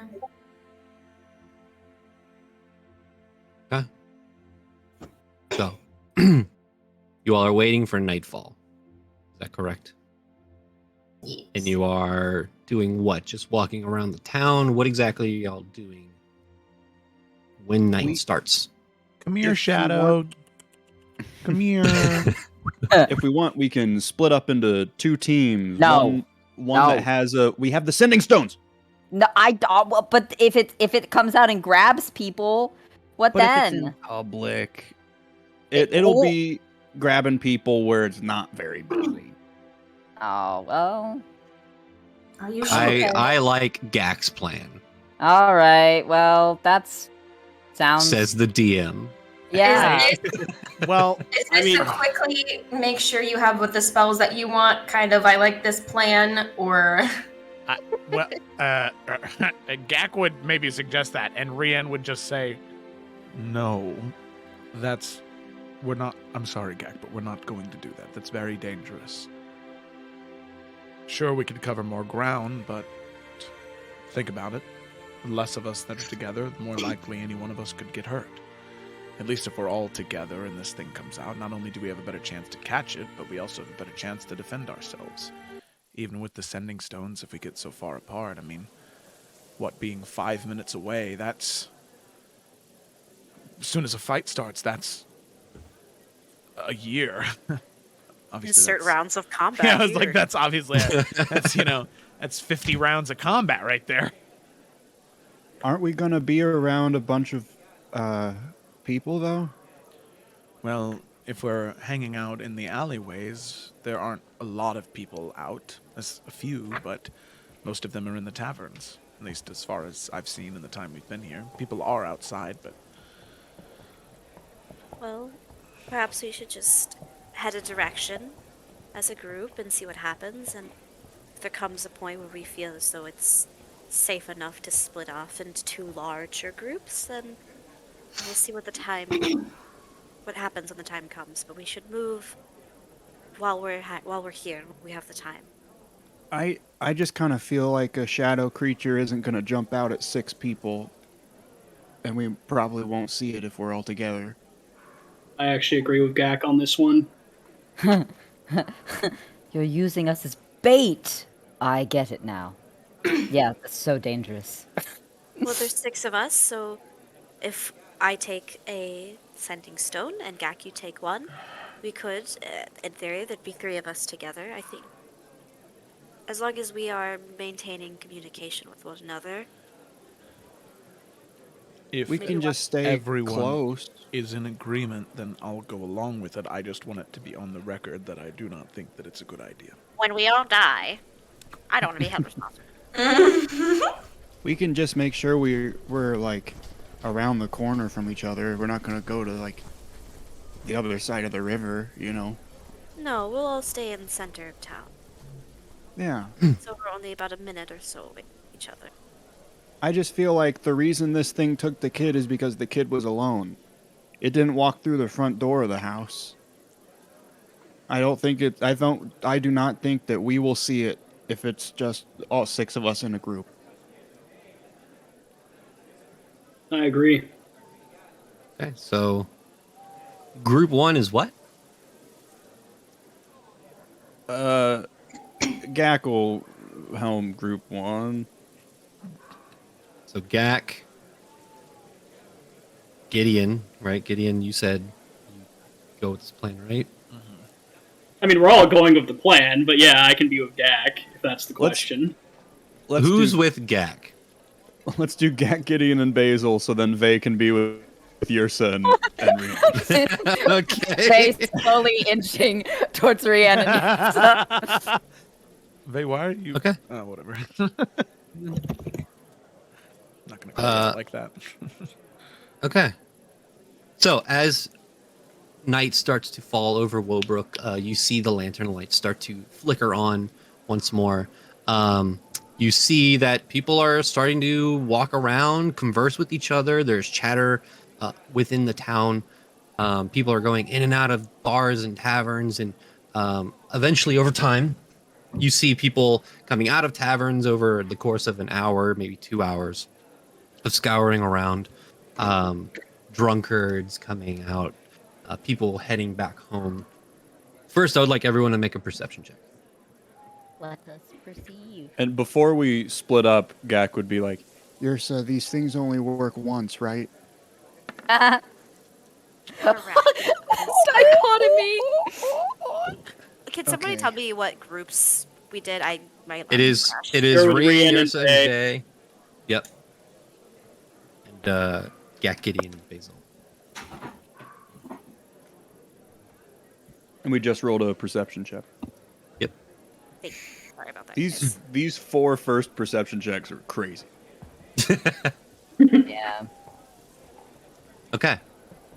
So over the course of a couple hours of you walking back and forth through the kind of main roads of Woebrook, you can hear people talking with one another, especially those who rolled over 20. Jesus. You can hear like one person who's kind of holding one of his friends drunk. He's like, "Oh, it's so nice that there's not a lot of beggars and stuff out here. Where did they go? I don't know, man, but it's nicer than not asking for money." And you hear another person. Oh no! You hear another person. Did you see that there was a dwarf in town? I've never seen one in my life. They don't usually come around in Valamine. So there's like these rumors going in and out. But Rian, with your natural 20. Oh, baby, yeah, give it to me. Okay, I'm taking it back. Roll again. Disadvantage. You hear what sounds like on a couple other sides of the buildings down an alleyway. It sounds like a scream of a woman, and then immediate nothingness. Immediately going into the Sending Stone, letting the people behind him know there was a scream this way, starting to move that way, talking into the Sending Stone, activating it, and saying there was a scream heard northward, in whichever direction it was in. Yeah, you guys, it's kind of hard to say exactly on the map where you are, but you're down Yeah. a road, and you heard, like, maybe to your right, a couple alleyways down, there was a scream. Right of where we're at, a couple of alleyways, we're going now. Okay, sounds good. We will meet you there. This is Gak speaking into the Sending Stone. All right, they're on their way. Let's go. Okay. As you rush around, with the second party not too far behind, as you crest around one of the alleyways, they are not very well lit at all. Mm-hmm. It seems like the main thoroughfare, the main roads are those that have lantern light, but there are one down this alleyway. Seems like maybe it's someone's back door, and they have like a small little lantern going. Down this alleyway, you see hurled over a figure on the ground, this hulking, furry black creature with these long ears and this very elongated snout with these horrible white bloody teeth as it turns to you with these bright yellow eyes. And it turns and starts running the opposite direction. Oh my god! If I'm within range, I'm throwing the dagger at it. It's got the You fire heard burst. us with the ball tonight. Okay. Is it? Make an attack. All right. What's that? How far away is it? Oh, I would say it's probably about 60 feet. Ahaha. Can I cast a spell You when can. Rian's done? 13. That is going to miss, as the dagger just clings onto the stone. Go ahead and cast your spell. I'm casting command. Okay. I'm gonna see if that works. Anything. What is the save? It is going to be a DC. Oh, what is my save? 14? 14. Ooh, we're 14. I don't know if this will help at all, but could like Yrsa, like, use her speak with animals? I don't know if that'll help. I don't know if this is an animal, like what this is, like using. Yeah, her, you guys can, in very quick succession, you can cast speak with animals. You cast command. What is the command word? Halt. Okay, and what is the save? It's a DC what? Wisdom save. 14. Yeah. It's wisdom save. As you say halt, the creature does not halt and continues to run full-fledged down the alleyway. As you cast speak with animals, don't get a connection. Oh shit. That's not good. As you see, it is running on all fours now. It was bipedal, and now it is just. I don't know if it'd be possible, but seeing those other two things fail, would I technically be allowed to use my action surge just to try and get a second attack off on with the dagger? I would say right now, it full dashed, and you guys kind of stopped, had all the spells go. It's about 120 feet away, but you could run your full movement if you would like to. Shit. Oh yeah, I was going to divine sense, but it's an action, so I cannot. Yeah, I mean, we're not in combat, guys, so like, this is all happening very fast. You can do your spells and stuff. This really isn't a humanoid, is it? It doesn't look it. It was No. bipedal. Okay, I was gonna try hold person, but I don't think it's a person. I will show you exactly what you see. Okay. Oh. You're saying hold person won't work on this boy? Well, No. Okay. The silhouette wait, looks never like mind. Batman. Oh, Yrsa okay. wouldn't have that knowledge. Would she have that knowledge? Can I cast Moonbeam? Turn that bitch back into a person? No, I don't think Yrsa would know. That's You can make a history check. Hey. Okay. Fire that fucking laser beam if you know.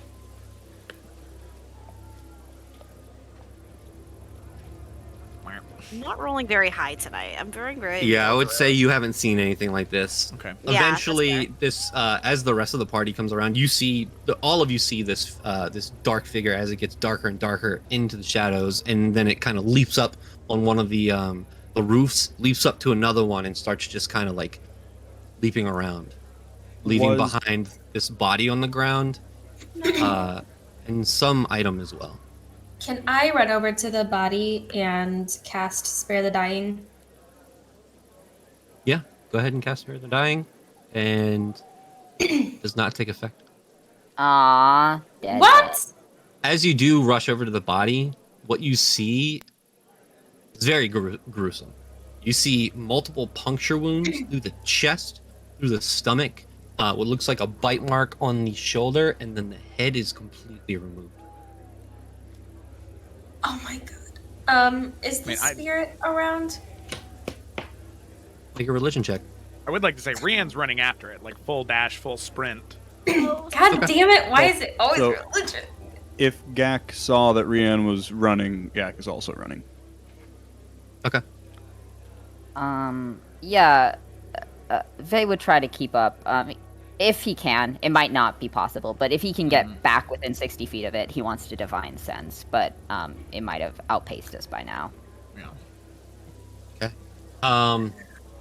It is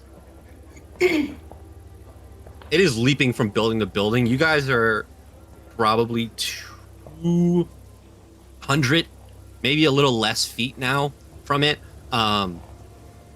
It eventually. How long are you chasing this thing? So, I have a if it jumped up on the building, Gak was going to use Misty Step to get up on the building. Oh no! As like and that's like a not an action. It's like a bonus thing that I can do. And then he was going to cast Minor Illusion to create a just like helpless looking person kind of back towards where Rian and Vey were to try and like steer it back towards them so they could do something to it. Okay. So as you misty step 30 feet up onto a building, you notice that it because it is jumping from building to building, unless you want to try to jump to the next building to get closer, there's a gap between the buildings. As you cast the minor illusion, it notices it, and you just hear a snarl, and you also hear annoying as it just keeps running. Oh, it's sentient. Basil with the religion check. There are no spirits Nothing. around. Yeah. Anybody who would like to, I would say Rian, Gak, Vey, who have started running after the creature. Eventually, this thing is fast. It's Hello? yeah. Hello? Oh no, I've lost all sound. Oh, we can hear you. We can hear you though. I'll keep going. I'll figure it out. Oh. Okay. Well, Like us Hello? telling Kayla we can hear you did not help because she had lost sound. Yeah. Yeah. too bad. I think I can hear. It's fine. Sorry. Oh, hello. You're good. You're good. Eventually, I mean, you guys can keep. Rian would pull his bow out because his bow has a max range of 600 feet. I mean, he would try and like climb up on a rooftop since he's a little bit more dexterous and try and take as many shots as he can to try and like provoke it. Yeah, like Gak help him up and just try and with 600 feet. You know, after they would be with disadvantage because that's sort of past the initial range, but with the longbow, just try and do what he can. Yeah, go ahead and shoot at it with disadvantage. All right. Still running away from us, right? Yeah. Yeah. And the three of you, Basil, Yerza, Gideon, you are left behind with the body on the ground. 15 or 14. One better. Disadvantage, right? So it'd be 14. Yeah, 14, yeah. You fire and it hits right next to the creature as it kind of dodges out of the way. It dips over top of one of the buildings, and unfortunately, you lose sight of it.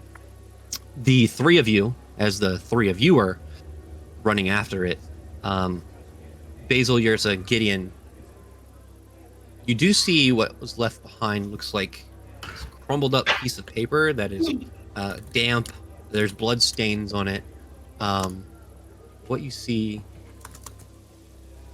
is this.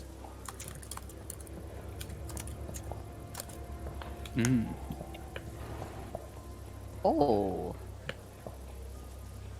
Is one of these places Godric's home? Nope. Oh man. What is the place at the top with the X?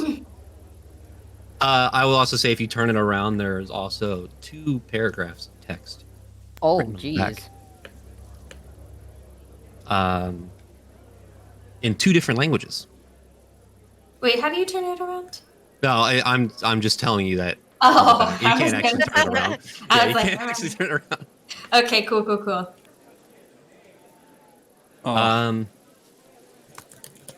I hate noticing things that Gak wouldn't. What does it say? What languages do Basil, Yersa, and Gideon know? Common, Elvish, Gnomish, Sylvan. Common, Dwarvish, Elvish, Primordial. Common, Druidic, Elvish, and Sylvan. The top text is a language none of you know. The bottom text is Dwarvish, Gideon. Oh. What's it say? It says,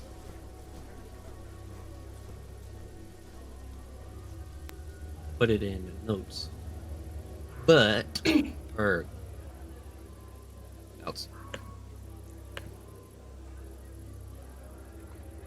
It says, the party seems like the best opportunity. I'll sneak in, find my target, and leave. See you soon. Aw, fuck. Gideon will share that, obviously. Well, that's not good at all.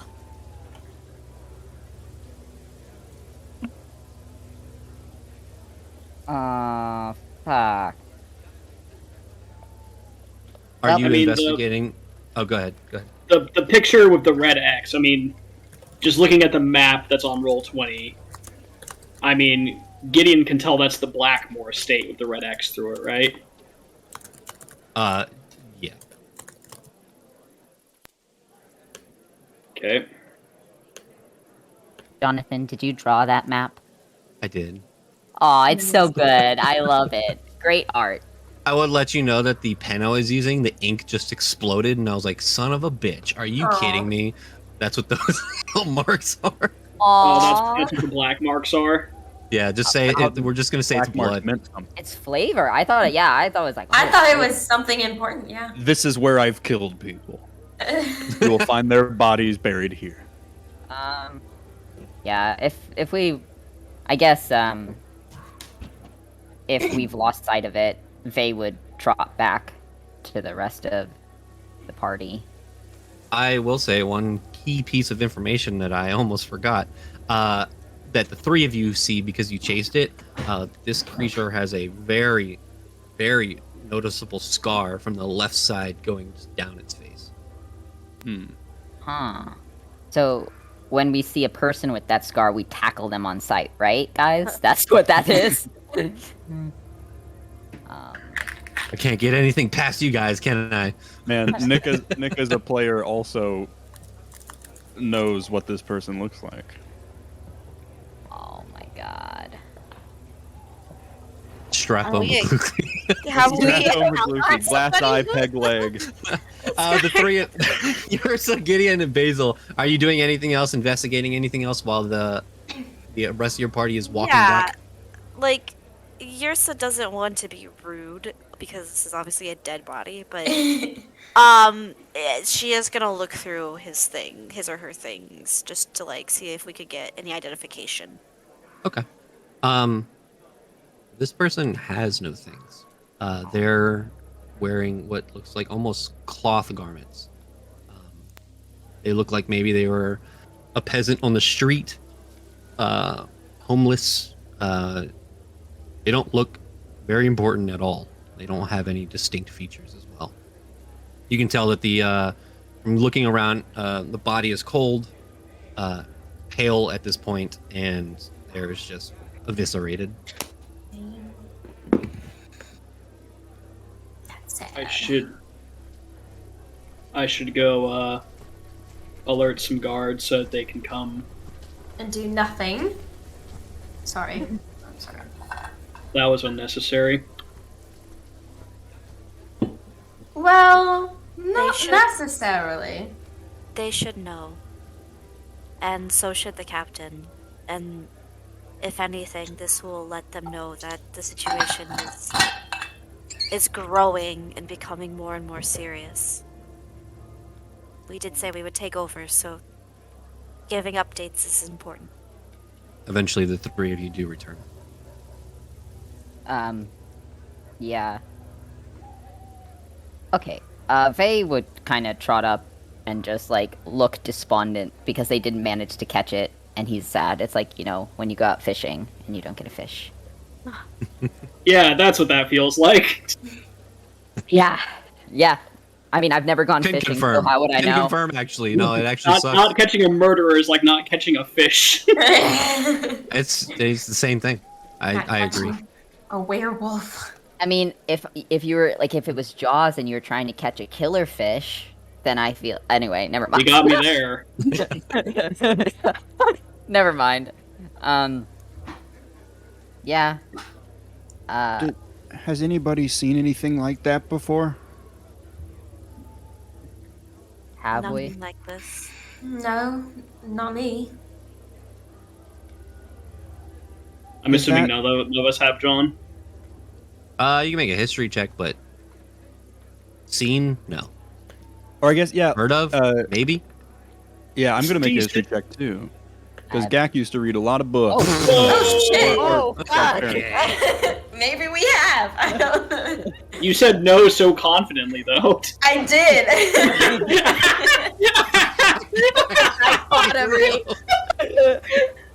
Oh, That was man. super big. They rolled a natural 20 plus 0, and Gak rolled a 2 minus 2, giving him 0.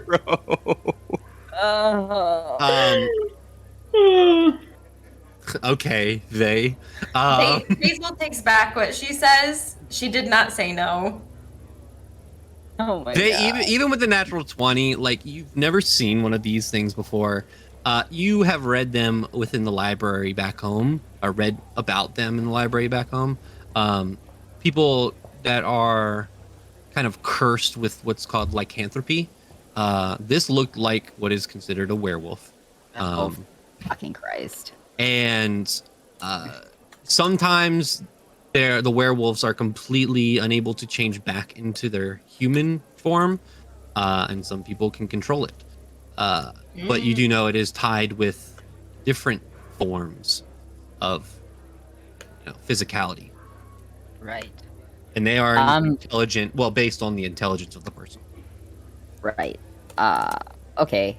Yeah, I guess Vey would share what he knows with the general group.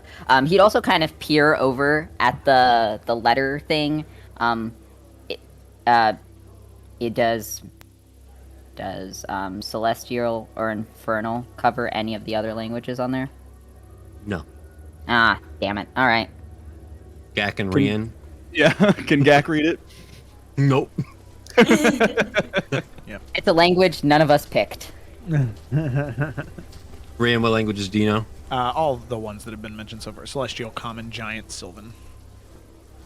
I don't think Giant wasn't mentioned before. Wasn't? I thought Gak had Giant because he's like, maybe that's just me. Oh, that would make sense. He can't read, so. Oh shit! Yeah, man. Hey, Rian could teach you something. He can Not to understand gaslight you, that. but it's not Giant. Does it look Why'd you like a gaslight language me? we've seen? I'm sorry. No. None of you know it. Also, what did you say it was called, Vey? A werewolf? Yeah, the werewolf, it spoke. I was on top of a building and it said something. So it's not just like turning into an animal, at least. It can still like think and talk and stuff. Oh, so it's murdering people on purpose. Wonderful. Murder is usually on purpose, yes. He will look and he's like, well, sometimes obviously the curses affect people so they lose their consciousness, their sentience. Obviously, there's many curses that could turn someone into a beast. I'm just wondering whether it was purposeful and targeted, or they were just compelled to kill people by the curse. So. What did it tell you, Gak? It said I was annoying. Oh, well that's mean. Eh,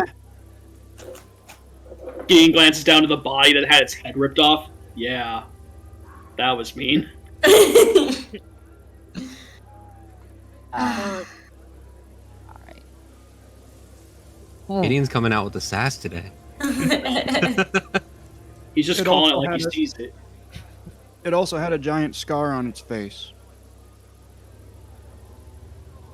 And it's clearly targeting someone who's going to ball.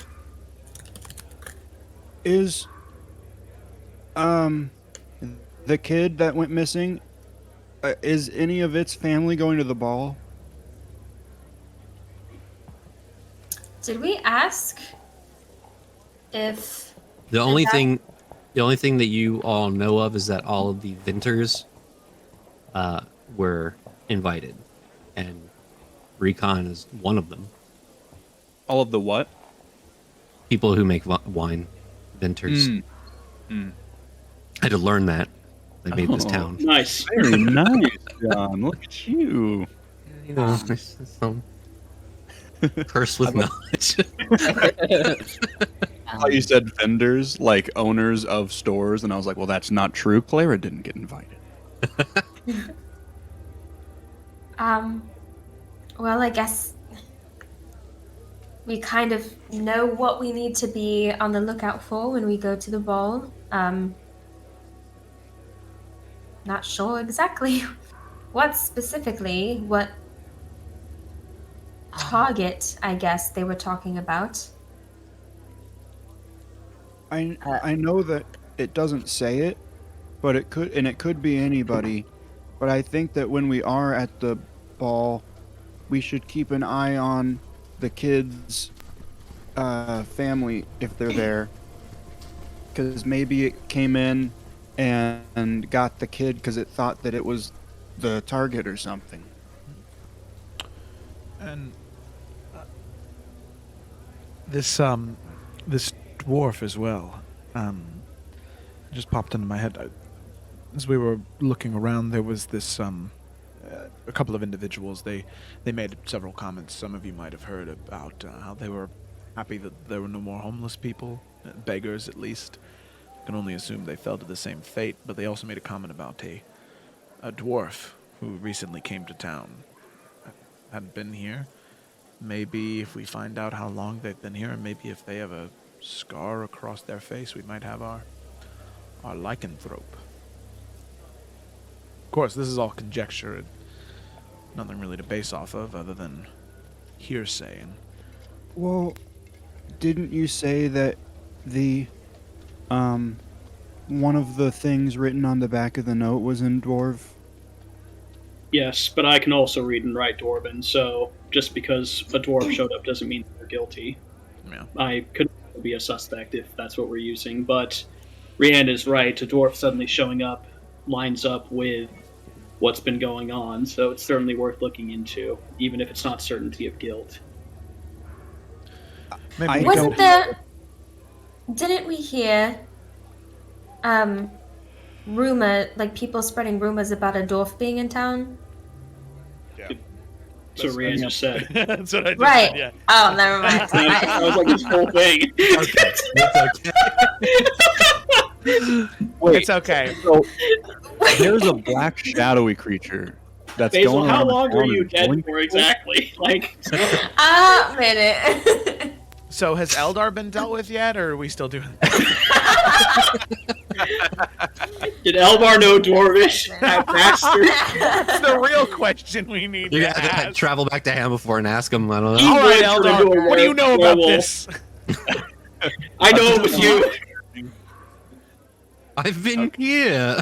No, he also has a scar on his face now. It's all adding up. Shit. Anyway, I figured it out. So, I think that yeah. I think I should go speak with this captain, but I do think we need to call some guards over to get this taken care of. I agree. Should either Yrsa or Vey go with Gideon to speak to the captain so they know that he's with our group? No, I'm sure that she'll take me at my word. Okay. Okay. Good So, enough. Yrsa is trying to get the body as best as you can. Yeah, I mean, Uh, it's kind of sad. Just this headless thing. Like, Should we not touch the body though, because it's a crime scene? what are they gonna do? Dust it for fingerprints? I don't We'll know. just use magic on it. Shit latrine I mean, was being pretty crappy earlier, so like. Well, Atrice is not like, she's just like, we dug through their pockets and like, she's gonna like place their hands together like- at least, Well, hang on. Caitlin's asking a legitimate question. What's like standard protocol for like this world, John? Like, should the body be like? Would they care if it's been touched or moved, or would they not? Like, what would be normal? Oh, I'm sorry, Vey. I didn't mean to offend you with that question. Yeah, but I mean, I think it depends on where you are in the world, but like common protocol is like, hey, we found a crime scene. Guards, take a look at crime scene before we touch things.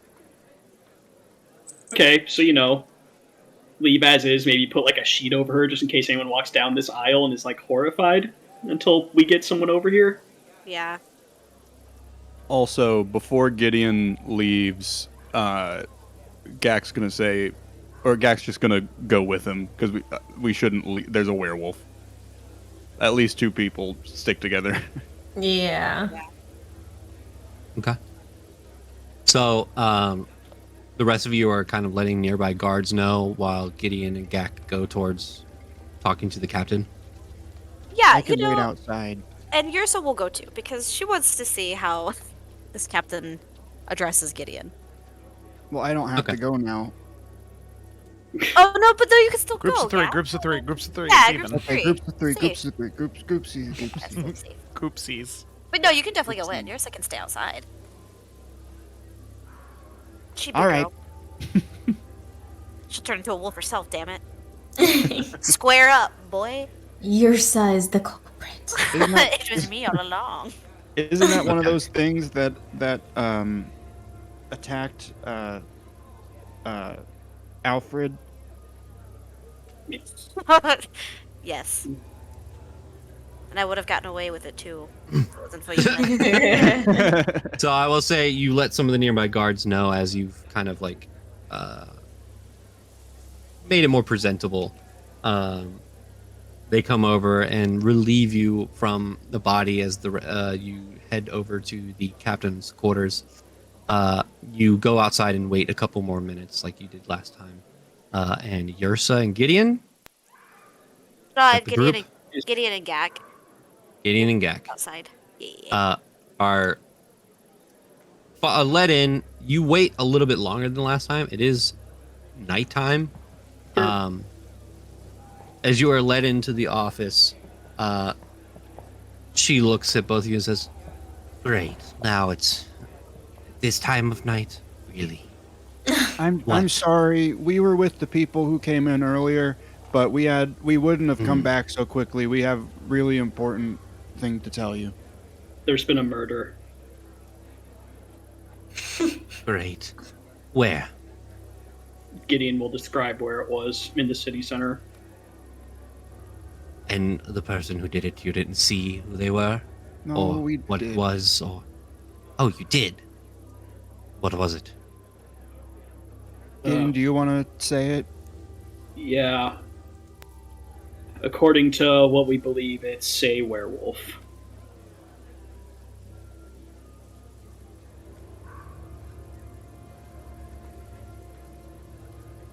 A werewolf.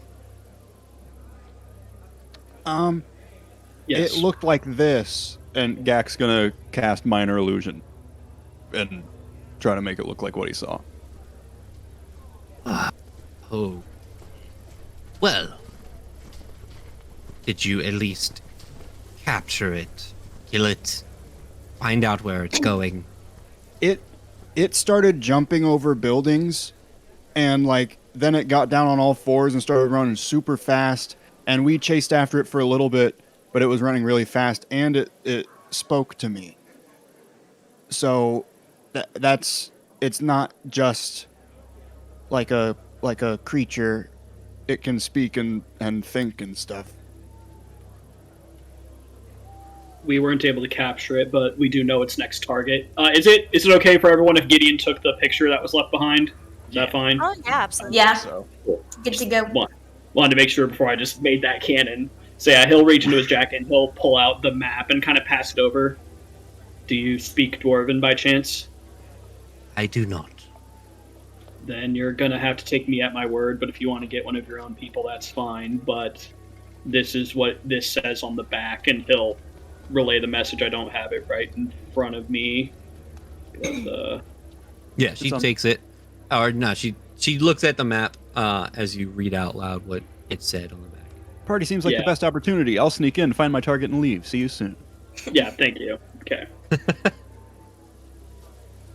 Right. Well.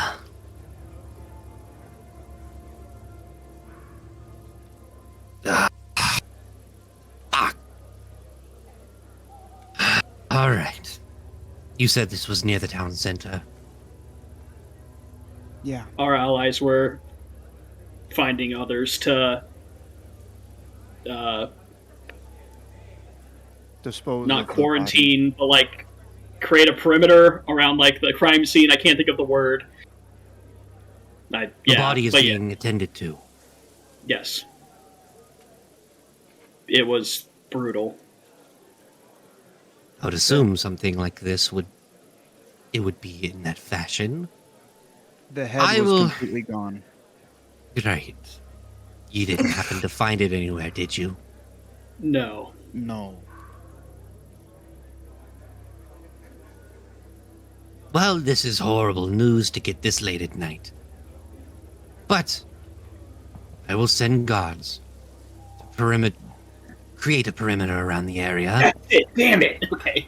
Create a perimeter. That was it.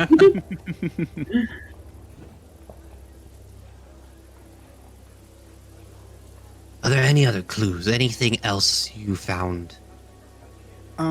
It has a scar on its face, and on the back of this note, there are 2 things in different languages, and what we read was the bottom one. None of us know what the top one says. If you leave that with me, I could see if any of my guards or any of the people I have contacts with are able to tell what the top language is. Fair enough. And he'll slide the paper over to her, right? Takes it. Her? Yes. Yeah. Okay, yeah. She's a silver dragonborn. Oh shit, okay. We heard rumors about a dwarf that had recently shown up in town. Obviously it's written in Dwarven, which does not mean that this dwarf is guilty, but these attacks and the abduction have happened rather recently, so it might be worth finding him just to look into it. I'll put the word out to find the dwarf that's in our town. And the werewolf had a big scar on its face? You said that. Yeah. Can you... Gak, what was it like? I didn't get a good look at its face. Was it like a line? Was it It a went blotch? like across. And correct me if I'm wrong, but It went across from like the left eye all the way down Yeah, all the way down. across the nose. across the face. Yeah, across the nose and everything. Oh, he looks glowing like Squall yellow from Final eyes. Fantasy VIII. Also, Shitlatrine, we are going to be at the ball, so since we'll be there, we can try and keep an eye out while we're there, just so if things happen, we'll be there to at least be aware of it. Well, I hope if you're there and something does happen, you're able to save whoever, unlike this person. That would be nice, but there will be a lot of people, so we'll try. There will be guards as well. This is a very big event for the town, so of course I'm having to put my guards more there than everywhere else. I highly disagree. Sus. Well, according to this letter, that's where that thing's going to be, so I think it's good. Anything else? I don't think so. Did we miss anything? This is open up to the group. I think we passed along all the relevant information. Yeah, pretty much. Did Gideon forget anything? Okay. No, I think it's pretty good. I think it's safe to say that while we don't know if all these incidents are connected, but things are escalating and they're not going to stop. We'll share anything we have, but if you learn anything that could help us as well, I think it's just best that we work together on this. I will let you know all of the information I come across. And we're not going to come bother you unless it's really important, like it was just now. Thank you for that. You're welcome. What was your name again? My name's Gak. Gideon. Well, if there's nothing else, I'll be sending guards out and trying to get a rein on this. Okie dokie, Alright. artichoke. See you later. As you two walk out, you make your way back into the night of Woebrook and meet up back with your party. Is there anything else you guys want to do during this night? I got nothing. Mm-mm. let's get We still got a whole day before the ball. Okay. So, as you all make your way back to the Riverside Inn with this new information, we'll say, for the sake of time, if no one wants to do anything during the night before, is my music playing? Yeah, I hear it. Okay. We will go to the next day, the 26th, one more day before the ball happens. Are you all doing anything during this day? Shopping? Anything of that nature? Yeah, Gak was going to talk to Clara at the Omnipharmacorn, and Gak and Vey were also going to tailor Gak's outfit for the party. Oh. Keeps going out for night. I had other plans. He's like, no, leaves. I don't know if there's an easy way to speed roleplay Gak talking to Clara, because it's not super important, but he said he was going to do it before the ball. That's okay. As you do go back to the magic shop, the Omnipharmacon, to talk to Clara, she sees you and says, "Hello." Hi again, Clara. Did you find my friend? No, but we did learn some things that it'd be weird if it wasn't related. Go on. And then, yeah, Gak will kind of explain that we saw what we believe to be a werewolf and all that. There's a werewolf in Woebrook. It seems that way. Yep. Wow. Okay. Oh. Sorry. What can I do for you? Oh, I was just kind of coming back to talk about your experience going to school, like what you thought of it, and if you have any recommendations. Oh, I didn't go to school. Oh, I was talking to Adele, and she said that you knew that you went to school for a wizard. I know certain schools of magic, yes, but I never attended school, at least in Velamine. I almost self-taught. I mean, I had classes here and there from other people, but you would not catch me dead in the Ivory Lyceum. Oh. That's where I'm on my way to right now. No. Don't. Why? Well, so I know a little bit of magic, and I want to be able to help people and learn more. And I'm actually from a different continent, and there's a school there that I'm on a waiting list for, and everyone there seems really nice. But there's a long wait before I could get there, and they told me that maybe. What Oh, I almost said it. What continent are you from? Siri. Are you guys with him? Oh shit! Are we not? No, the Gak went by himself. You can be. You can be if you want. Sorry. Yeah, Rian, you heard Rian whisper in your self-conscious. I think it's Siri. Rian's drinking tea and he's going. At least say our home right. Yeah. Wait, hold on. You're on the waiting list for the Mushrik Sun? Yes. This doesn't mean to be rude or anything. How?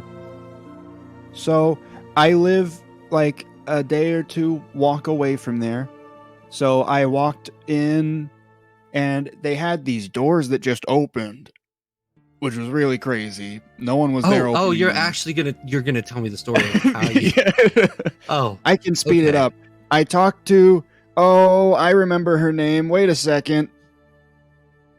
I talked to Odisha, and I talked to her and showed her that I can do some magic, and she said that I was really good at it. So there was a long wait but I signed my name onto a waiting list, and there's like this much paper in between me, so it's probably going to take a long time. Which is why I didn't hang around. I am jealous. Oh. Did you want to go there? Yes, very much so. Everybody anywhere who's ever studied magic and wanted to cast magic and wants to go to the Mushrik Sun. Not the Ivory Lyceum. Look at me. Don't go there. Okay. Do you understand what it is?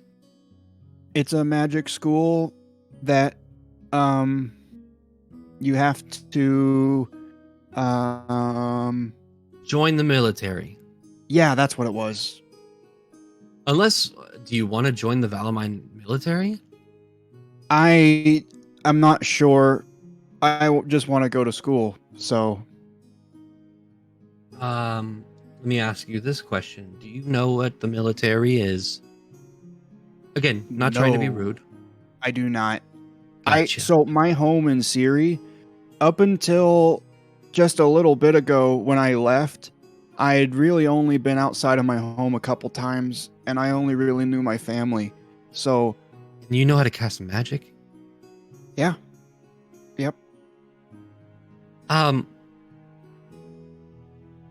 Do you know the guards that are walking around the town? Yes. People in the armor and stuff. That's part of the military. You said you want to help people. Don't be a part of the Valaminian guards. Yeah. Military. They're not the best. And if there's ever a war, you have to go fight another person. Oh, I fought plenty of people. There's this one guy we fought. His name was Eldar, and he was controlling animals in Hamba Fort, and he was hurting people and then stealing money, and we stopped him, and he's in jail now. How do you feel about killing innocent people? Are they trying to kill me? No. Then there's no reason to. Then don't go to the Ivory Lyceum.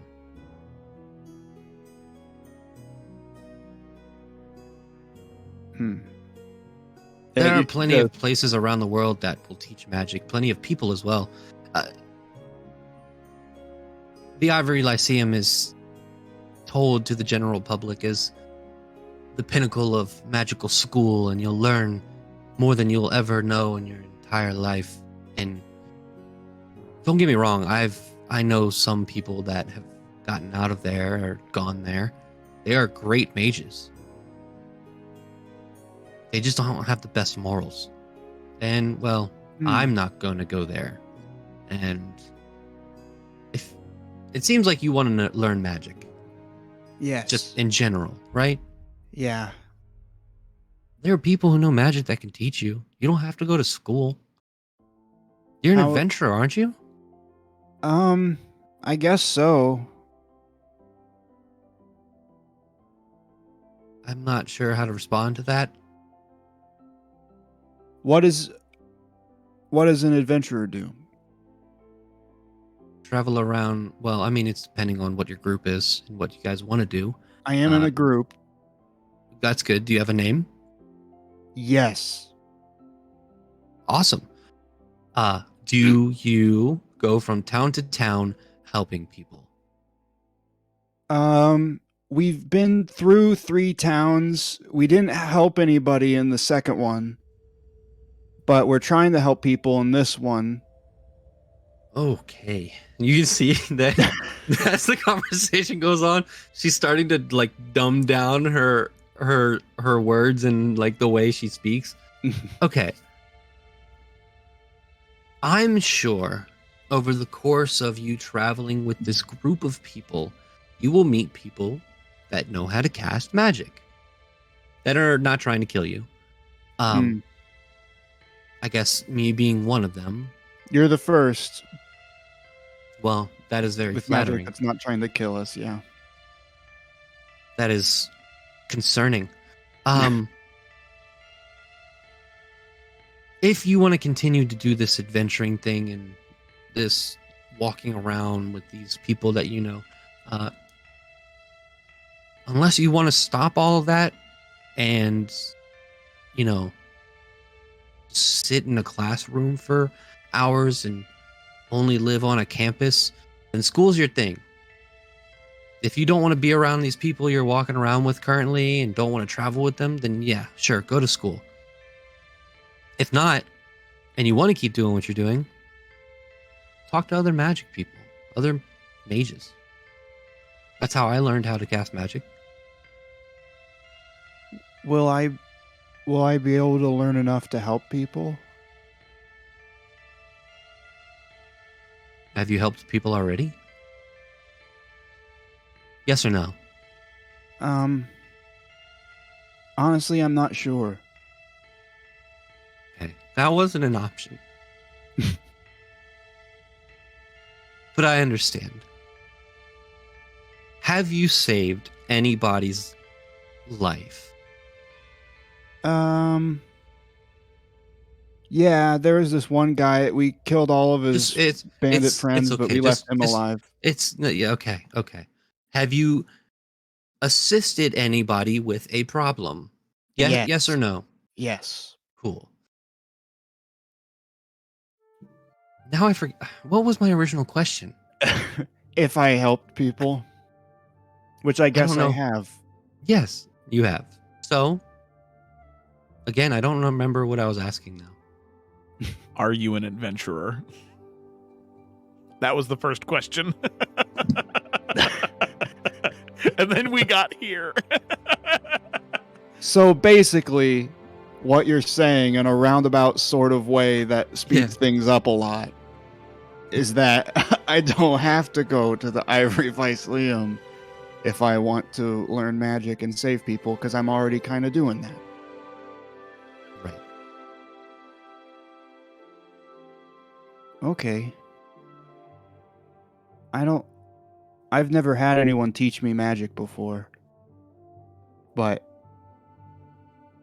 I'm excited to learn from people, I guess. Well, I mean, if you're already casting and understanding magic, it should be fine.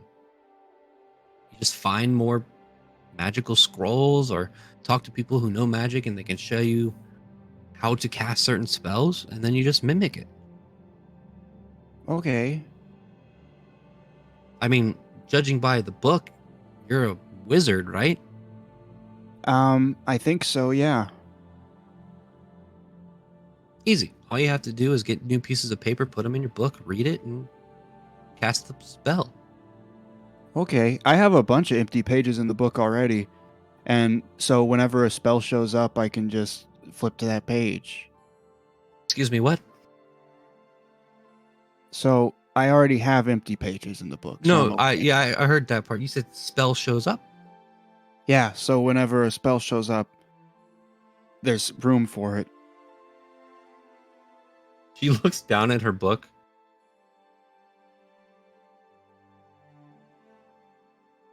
What do you mean a spell shows up?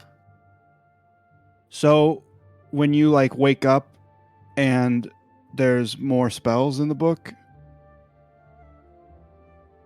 or like when you really need to do something and you don't know how, and then a spell shows up. No, okay.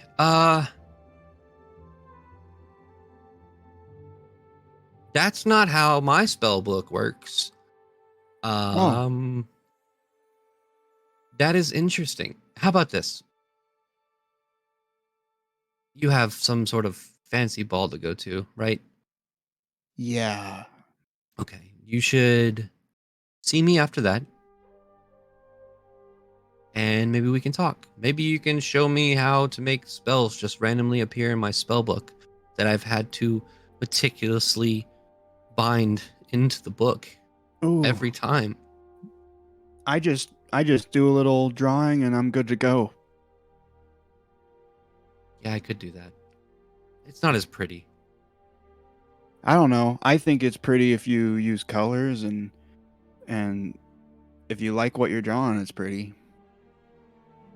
You can see as you are mentioning colors and just drawing stuff, like it's just like does not compute. After this party ball thing, come back and maybe we can talk about some things. Maybe we can learn. Maybe we can learn from each other. That sounds fun. Yeah, I'll be back after the ball. Okay. And hopefully things don't get crazy at the ball, but they might. Well, with a werewolf running around town, apparently things have already gotten crazier. But hey, Yeah, if you have any spells that can like get you somewhere faster or make you like give you protection or something, or like do that because there's a werewolf. Do you have that thing where you put the string around and then it tells you when something comes in? yes, I do. Definitely do that. How about this? I'm going to read up on some things. I'll send you a message when I'm ready. We can talk about magic. Okay, do you have a stone or... I don't need a stone. Oh, okay. Gak, Well, was it? Yeah. Okay, Gak. Well, I'll see you soon. Okay, thank you so much, Clara. And Yes. Gak will head out. Okay. Is there anything else that the party would like to do before picking up their outfits? Sorry. I'll be fast. Yeah, go ahead. It's fine. Okay. So sometime, I guess, like when Yak and Gideon return outside, Yursa would just try to talk to Gideon, as they kind of walk back. Yak can be in the conversation if he wants to, but she'll just kind of like walk next to him and just kind of say, so how did the conversation go? It went quite well. She understands what's going on, and our investigation is now a joint effort. They'll focus on spreading out and making sure that people are safe as best they can. And hopefully we're the one that can track this werewolf down and put it down. You can see Yursa looking very, like, I don't know, it's like she's trying to read in between your words, and her eyes are a little narrowed.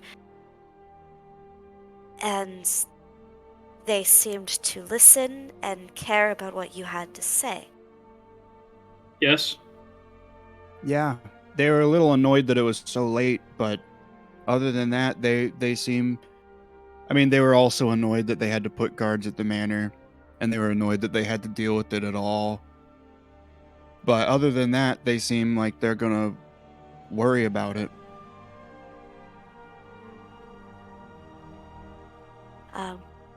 Okay.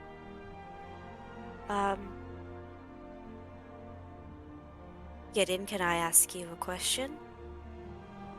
You just did, but yes, you can.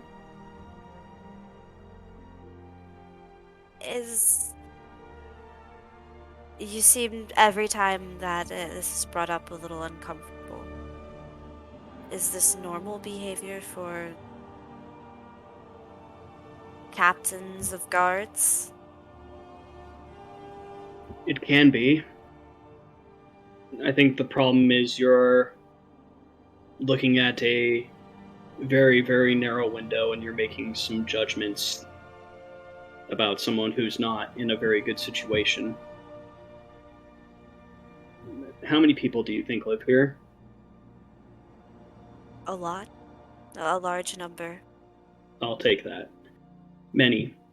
And there are problems and there are challenges every day, ranging from very small to very big. People get hurt.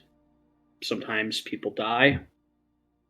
And there are people who are responsible for dealing with those kinds of things.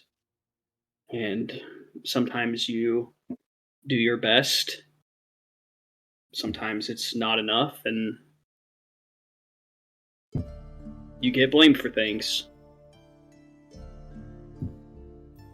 And it feels like it's never enough.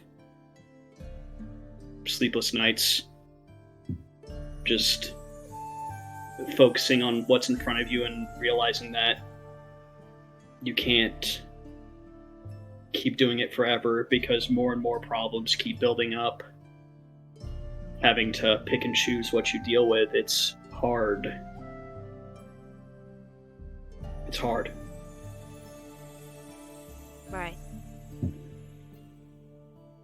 Is that how you feel? Or In terms of what? I suppose what's happening right now. I mean, where I'm from, every little thing was handled with the utmost care. Every little speck of life, that leaf, that acorn, that little squirrel right there, that they all... If something was in danger, everyone would jump to protect it. And I understand that not everything and everywhere is going to be like where I'm from. I am learning that.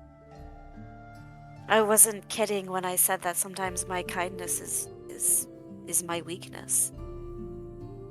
And I see what you're saying. There are things that should come before others. There's a danger in jumping at what could be deemed as a smaller problem, but at the same time, I mean, look at what has happened tonight. Something was left because they didn't deem it worthy enough to press forward, and now another person has died. And I guess it just perhaps is a reality check for me that not everybody has the same level of care that I do, but maybe that's not the right word for it. I mean, maybe it's just a sense of duty. I'm not sure I understand it. I can't- Not the same way you do. I can't speak for how things were like in your village. I've never been there. I've never heard of a place even like it, to be honest. But in all the areas I've been, it's difficult. Obviously, a kid went missing. I don't think it's something that they took lightly, despite how we feel about the situation. But they didn't find that there were signs of forced entry like we did, and they went there and they tried. They missed it. It happens. None of us are perfect.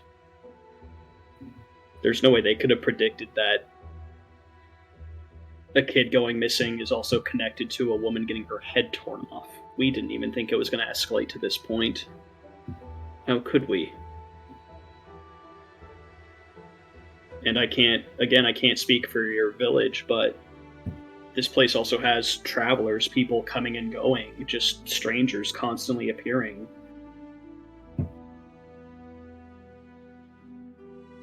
And this is how you would have handled the situation? I can't say. I wasn't here. I just firmly believe that people are usually doing their best.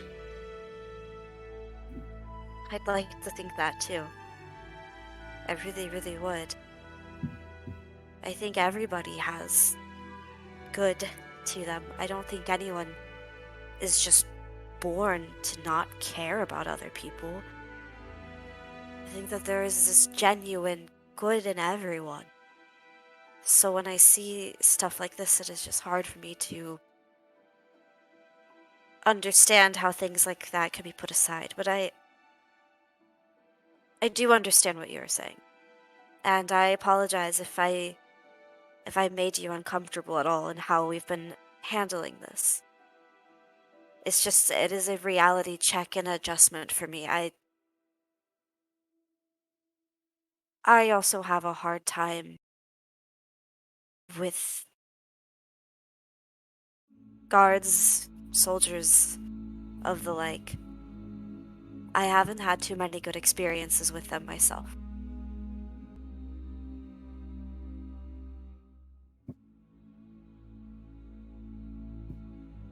But I wanted your insight because I value your opinion, and this is something you're familiar with, this line of work.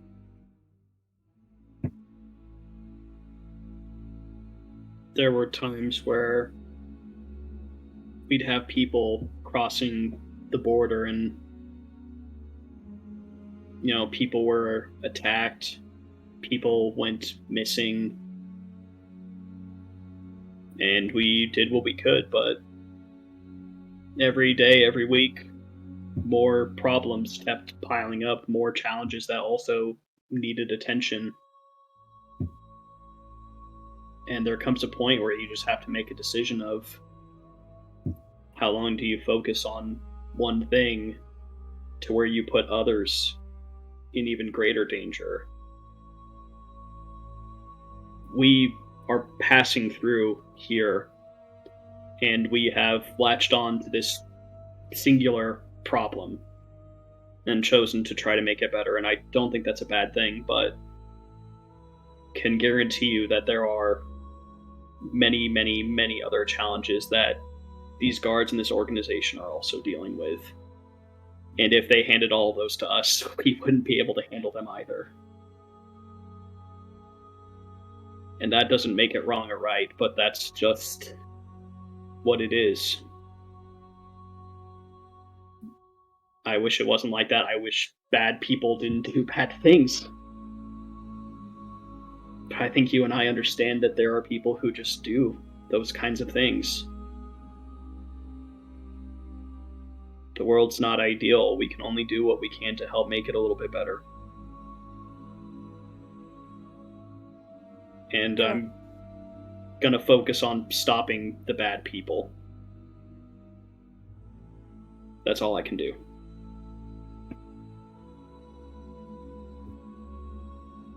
You're right. You are very right. And I'm glad we have someone like you who knows these things, who's lived through them.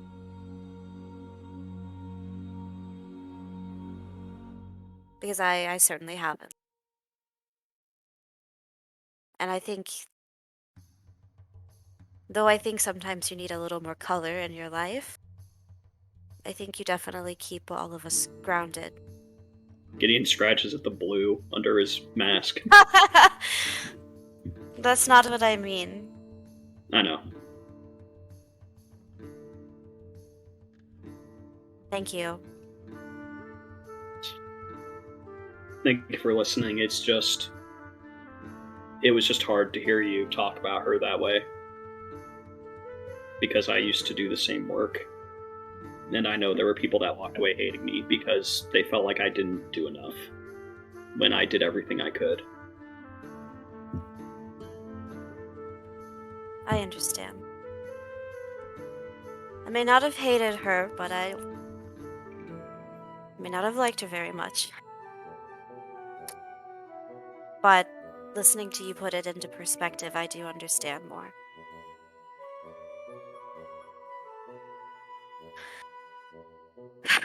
All right, I feel better. Me too.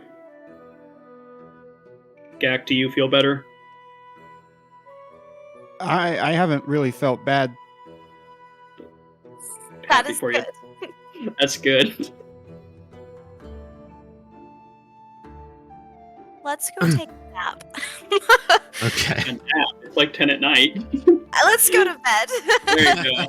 Let's wake up in an hour.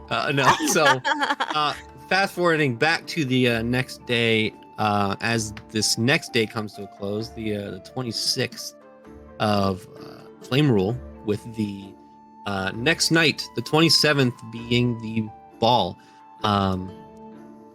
Gak, you wanted to talk to Vey about sewing your outfit. Yeah. I will say before that, everybody get ready with your descriptions of your outfit because we are going to end with describing your outfits and getting to the ball. So start writing those down. Nice. So Gak probably would have talked to Vey at some point and figured out like a good time to come up to his room or something. And he knocks on Vey's door holding all of his clothes like bundled up. Yeah, Vey would open and kind of stand to the side. Like bundled in like wrapping, or can he see the colors? He can see the colors. It's just like in a wash. Yeah. Vey smiles and then he looks down and you can see his smile turn. Well, maybe Gak wouldn't know, but you can see his smile turn very polite, very fast. Hello, Gak. Come in. Hi. I picked a bunch of stuff that I thought looked really pretty, and I got them all a little bit too big so you could make them fit. Aw. Vey would nod and he's like, that's very considerate of you. May I see them?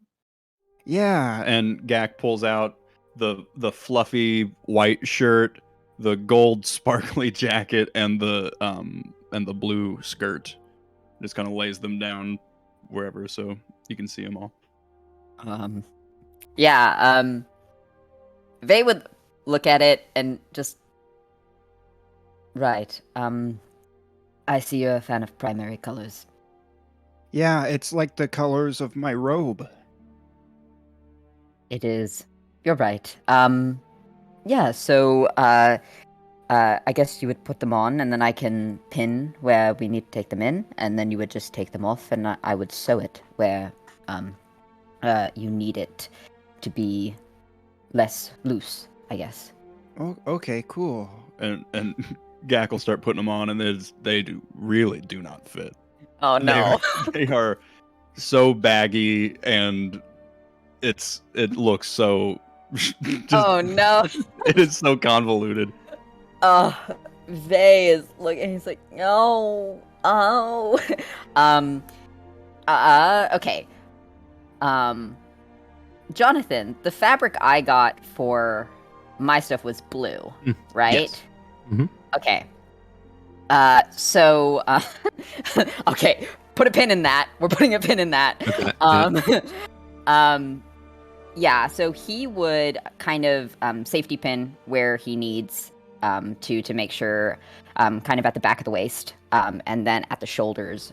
Normally, this is kind of a quick fix since tailoring takes a long time. Right. But he works pretty fast, and I think he's going to... He kind of looks up and he's like, Gak, would you mind if I took some artistic liberties with the jacket? Is it gonna still be sparkly? Absolutely. Then you can do whatever you want to it. Awesome. He's going to reline the jacket and the lapels to be blue, so it matches the skirt. Nice. So there's some color cohesion here, and he'll use the scraps from his outfit to do that for Gak. Just want to point out that, Nick, you are now going to have to go back to your art. I'm sorry. But yeah, like he would, once the kind of pinning was done, he'd sit down to kind of start sewing it. And he's quiet when he does it. There's like that kind of awkward silence if he doesn't know what to say. Yeah, I think that while this is all happening, Gak's just gonna kind of be sitting there, and he goes, I had a question. I wanted to know if you'd be okay answering it. By all means.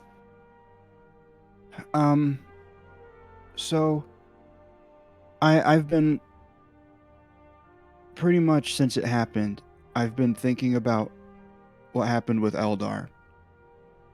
And I'm sorry that I kept attacking him. I thought we were all doing it, and I didn't mean to make you upset. And for a long time I was worried about you not liking me. but then you were like, I'll do your clothes, and it confused me. And I was going to talk to you, but then I saw that you were a different person, and then that confused me some more. So I'm also sorry if I said something that made you upset. But I just wanted to, and you can be completely honest with me. Do you like me? And it's okay if you don't. After that like wave, that tsunami of words, just Vey kind of takes it and he's like, honestly, Gak, I don't think you're a bad person at all. In fact, I think you're a very nice person. Do I think you're suited to this lifestyle? I guess that's a different question entirely. I think I agree. But I don't hate you. I That's don't good. think I could ever do that. And I understand that perhaps my morals are very different from everyone else's, and that's not necessarily wrong, or they're not necessarily wrong and I'm right. It's just what I'm comfortable with versus what everyone else is. Well, I think that putting him in jail and him not, and like him living in jail, I think that's better than him dying. But everyone was just, I mean, he was trying to kill us, and then everyone was attacking him, and then I was just trying to get his necklace, and he tried to stop me. So I don't know. I just didn't realize we weren't. Yeah, I just didn't know. Right. I understand where you're coming from there, but generally speaking, it's kind of sportsmanlike to not shoot someone after they've surrendered. Even if you are trying to take something from them, I don't think killing force was necessarily needed there. Had you asked me to assist you, I could have easily pulled the necklace off and helped you with that rather than kill him. Not to mention, I was fairly close to it and you would have splattered me with brain matter, which wouldn't have been fun. Yeah. Yeah. You can just see Yak is just kind of thinking.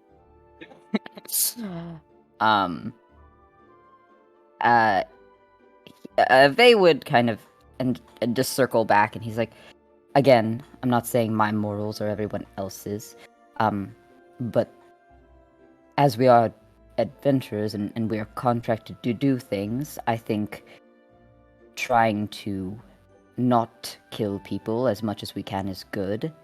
Of course, if we can't help it, and if it's us or them, absolutely. I just don't think that he posed a pressing threat in the moment, and I don't think execution is necessarily the right way to go about it, especially as who are we to decide that? I don't know what morals are, but somebody told me once that if someone's trying to kill you, you have to kill them first. And I'm going to be honest, I don't know if I agree with that. But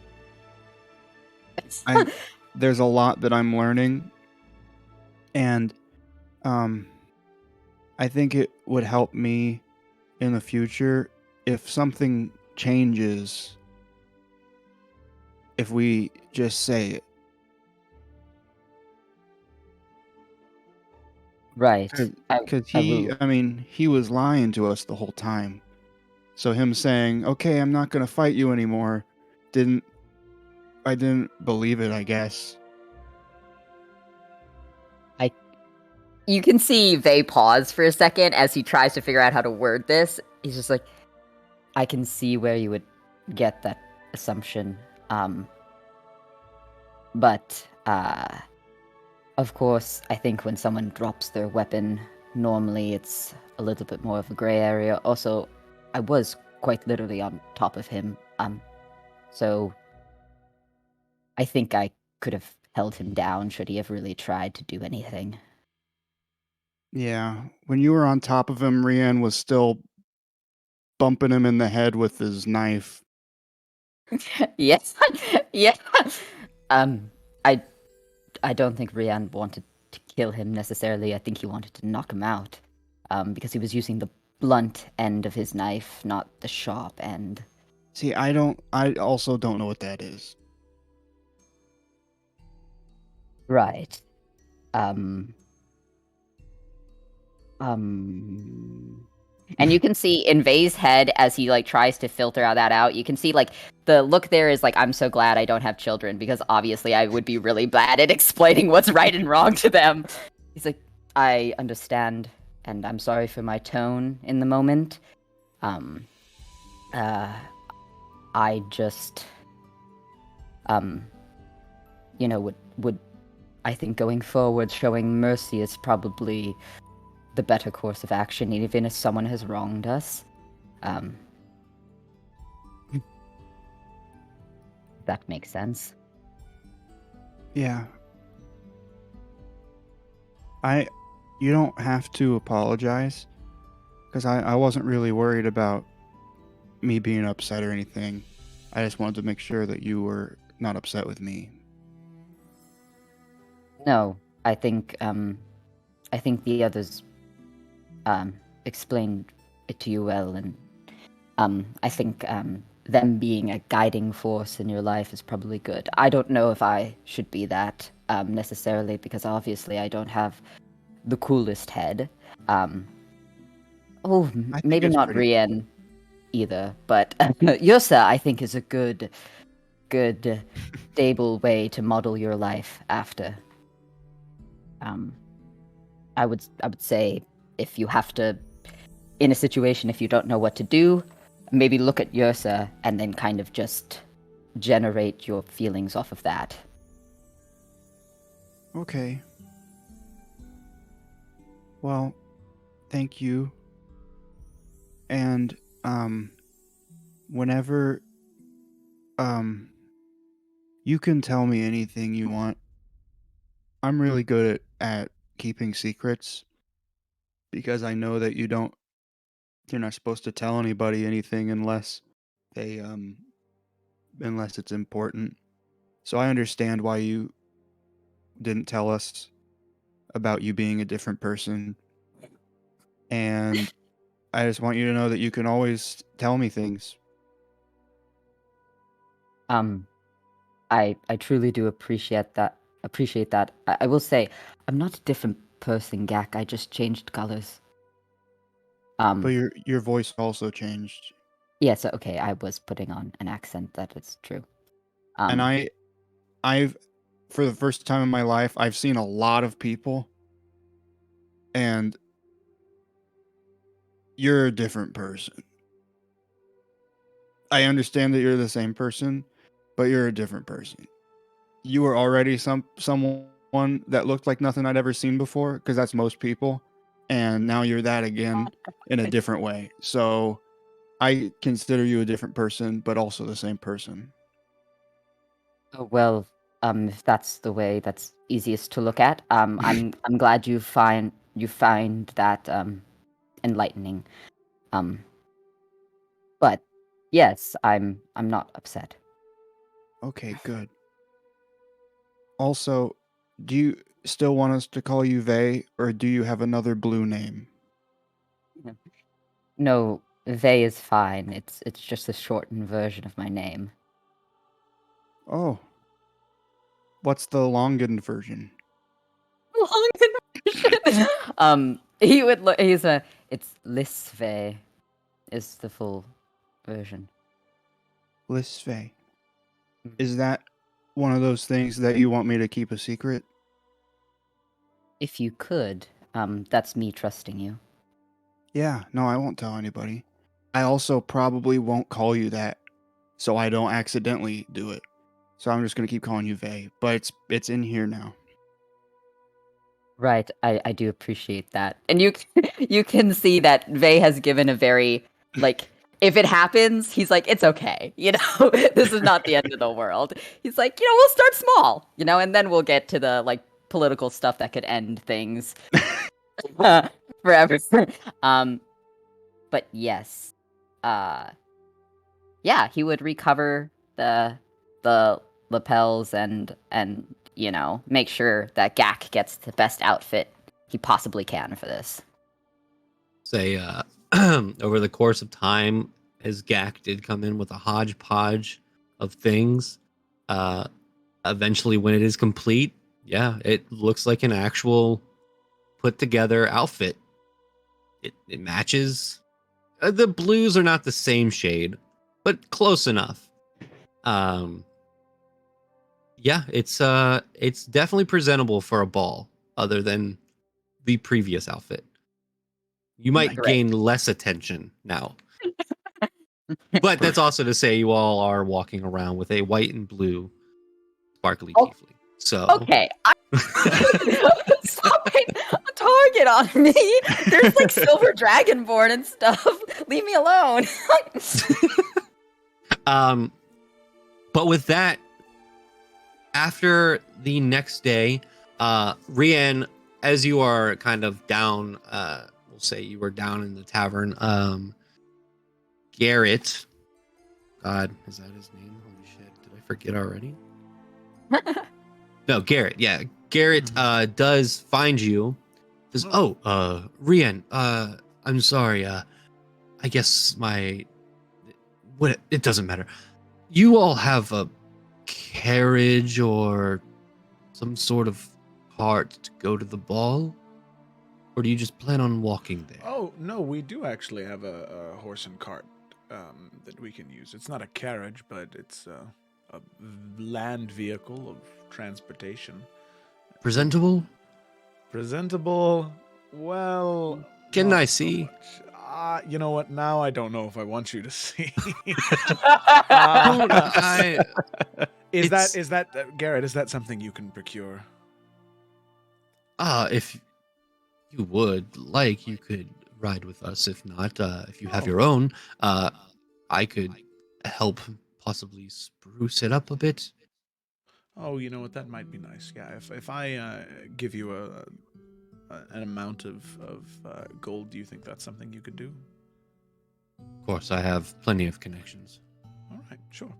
Yeah, here, and I'll take him out and show him the rough cart. Okay, well, if that's for function, then yes, we used it as to carry supplies from Humberford, so it's been through a lot. Well, at least the horse has been taken care of. The horse looks good. The horse, yes, and yep. In your before we go any further, in your professional opinion, should we just ride with you? Well, two things. No, there's two things. Okay. You can. We could easily make this more presentable. It's only going to be seen for a little bit, anyways. Are you going on behalf of us as well? No, we are going on. Oh wait, no, wait. This Garrett, that is her dad, right? Yeah. Yeah. Okay. Yeah. That was the plan. I don't think that, at least to my knowledge, we haven't received any invitations from anyone else. Well, I didn't know if you wanted to go on your own accord so that you could network more. Seem more neutral. I see what you mean. No, I think that, at least from what we've been able to tell in our time here, that you and your family, the Erdem family, is rather neutral. So that might be a great starting point. We have, I can't think of the right word. Joe wants to say clout, but Rian would not say clout. Station. Station, yeah. It gives us station and point of neutrality to operate from. I'll do this. I will send a cart by. He looks past the horse Nero, to Hikari. Oh yeah, my boy. That is your horse, right? Yes, that is Hikari. She's wonderful. She is also beautiful. If you want to possibly have her as the front runner of the carriage. Oh my goodness, I would love that. In fact, I think that I need to talk to Yursa about maybe giving Akari a little, maybe a little flower crown makeover, as much as she may not. Very well. I will send over a cart, and I will say if the conversation happens at the ball, you represent the Erdem family, but you don't have to say that out loud if you don't want to. If it doesn't come up, it doesn't come up. If anything, it's the other person's fault for not asking. Exactly. Oh, I'm sure that they will ask. Oh, yes. Well, be prepared for questions that are probably the weirdest questions you'll hear ever. Actually, Garrett, I did have a question. Do you have any pointers or tips that you might be able to give us, having been a part of these political workings? I will say, keep your chin up. Chin up. Keep your posture correct. Posture correct. Try not to talk over people that seem important. There are a lot of people that are going to seem important, but you'll know who they are. They have that air about them. Right. Got it. Just be on your best rich behavior. Best rich behavior. Got it. Nick, what? Okay. Oh man, I'm banning Nick from this game. Oh my god. So I don't know what Nick was laughing at, but I almost laughed when you said seem important because I heard semen. That's what I wrote in the Roll20 chat. Okay. I wrote semen important. You guys are fucking 5. Joe, we got that same mind.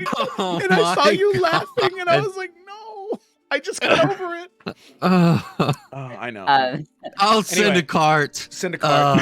I'll talk to you. It's the last session, John. I'm sorry. Sprucing it actually is now. Expect it a couple hours before the ball. And be on my best. All of us be on our best rich behavior. Got it. Yes. All right. Thank you, Garrett, for everything. We do appreciate your help and your hospitality in this way. I will do as much as I possibly can while you are in town, saving my daughter. I'll do whatever. I'm sorry. I have another question. I just thought of it, and I figured before you depart. Obviously, you've been in Wobrick for a while, and you've seen what's been happening with Godric, correct? I've heard, yes. In general, do you know why?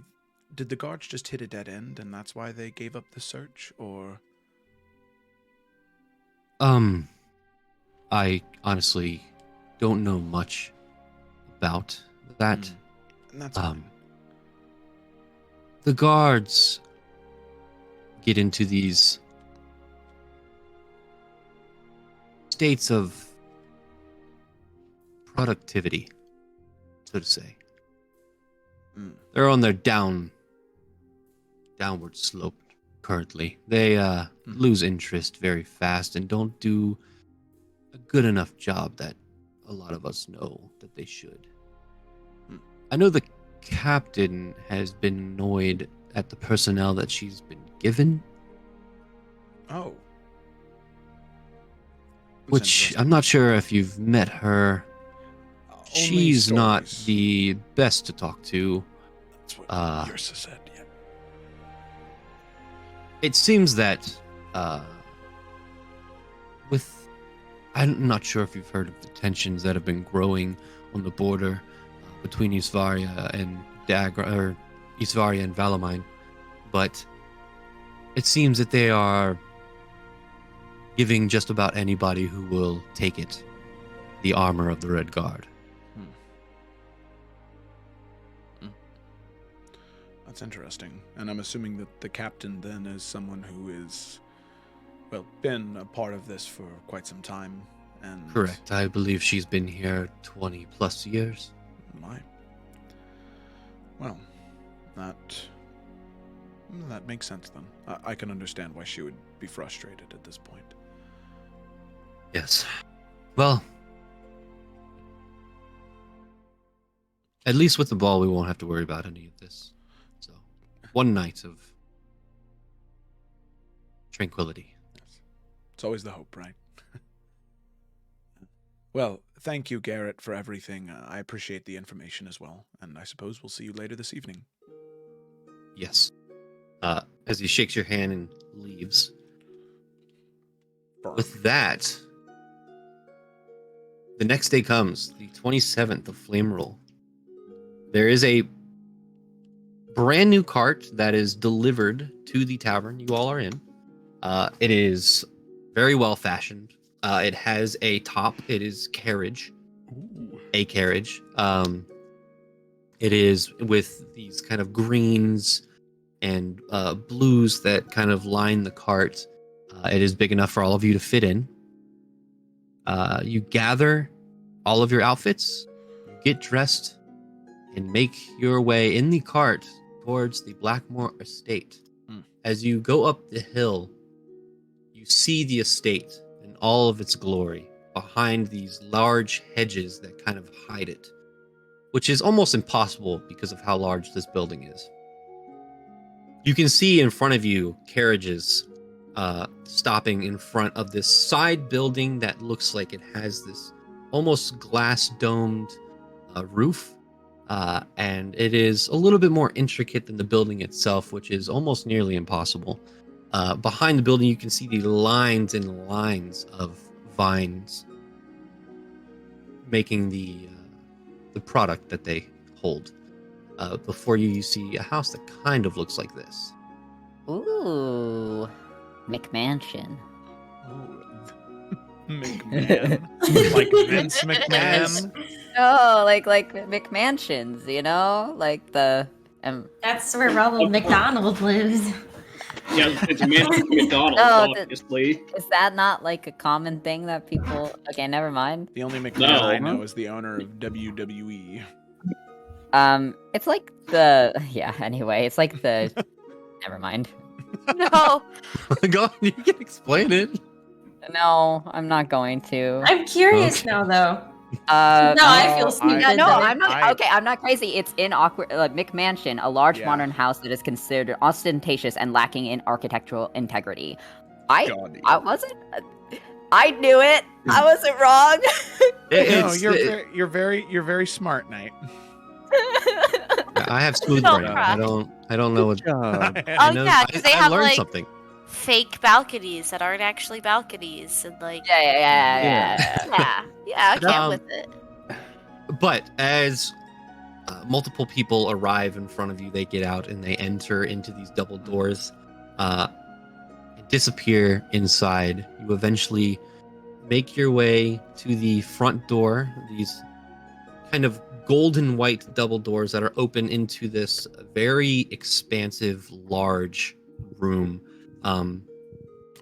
It's almost like this marble staircase that kind of goes up to the double doors as the carriage stops, and each of you individually get out to enter. We'll start with Basil. What does your attire look like for the ball? So, I guess first question is, how heavily will we be patted down? You haven't gotten to the front yet. I don't think you'll be patted down at a fancy will- ball. I will say that there is you can see as soon as people walk in, that's the guards that are with these people are kind of escorted off to the side, and anybody who enters with a weapon, you can see them kind of take it off of them. But like, how would they know? It seems like it's like a small checkpoint before you actually get in, but that's up to you if you want to. But like, how deep? It's as soon as you go into the door. So, but like, if you were to hide it, What are you trying to hide? Like, Yeah, let's go that route. Because if you're trying to hide a mace, you're probably going to see it. Yeah, no, it wouldn't be anything that big. So basically, okay, I'll start with the dress, and then I'll get into the possible weapon.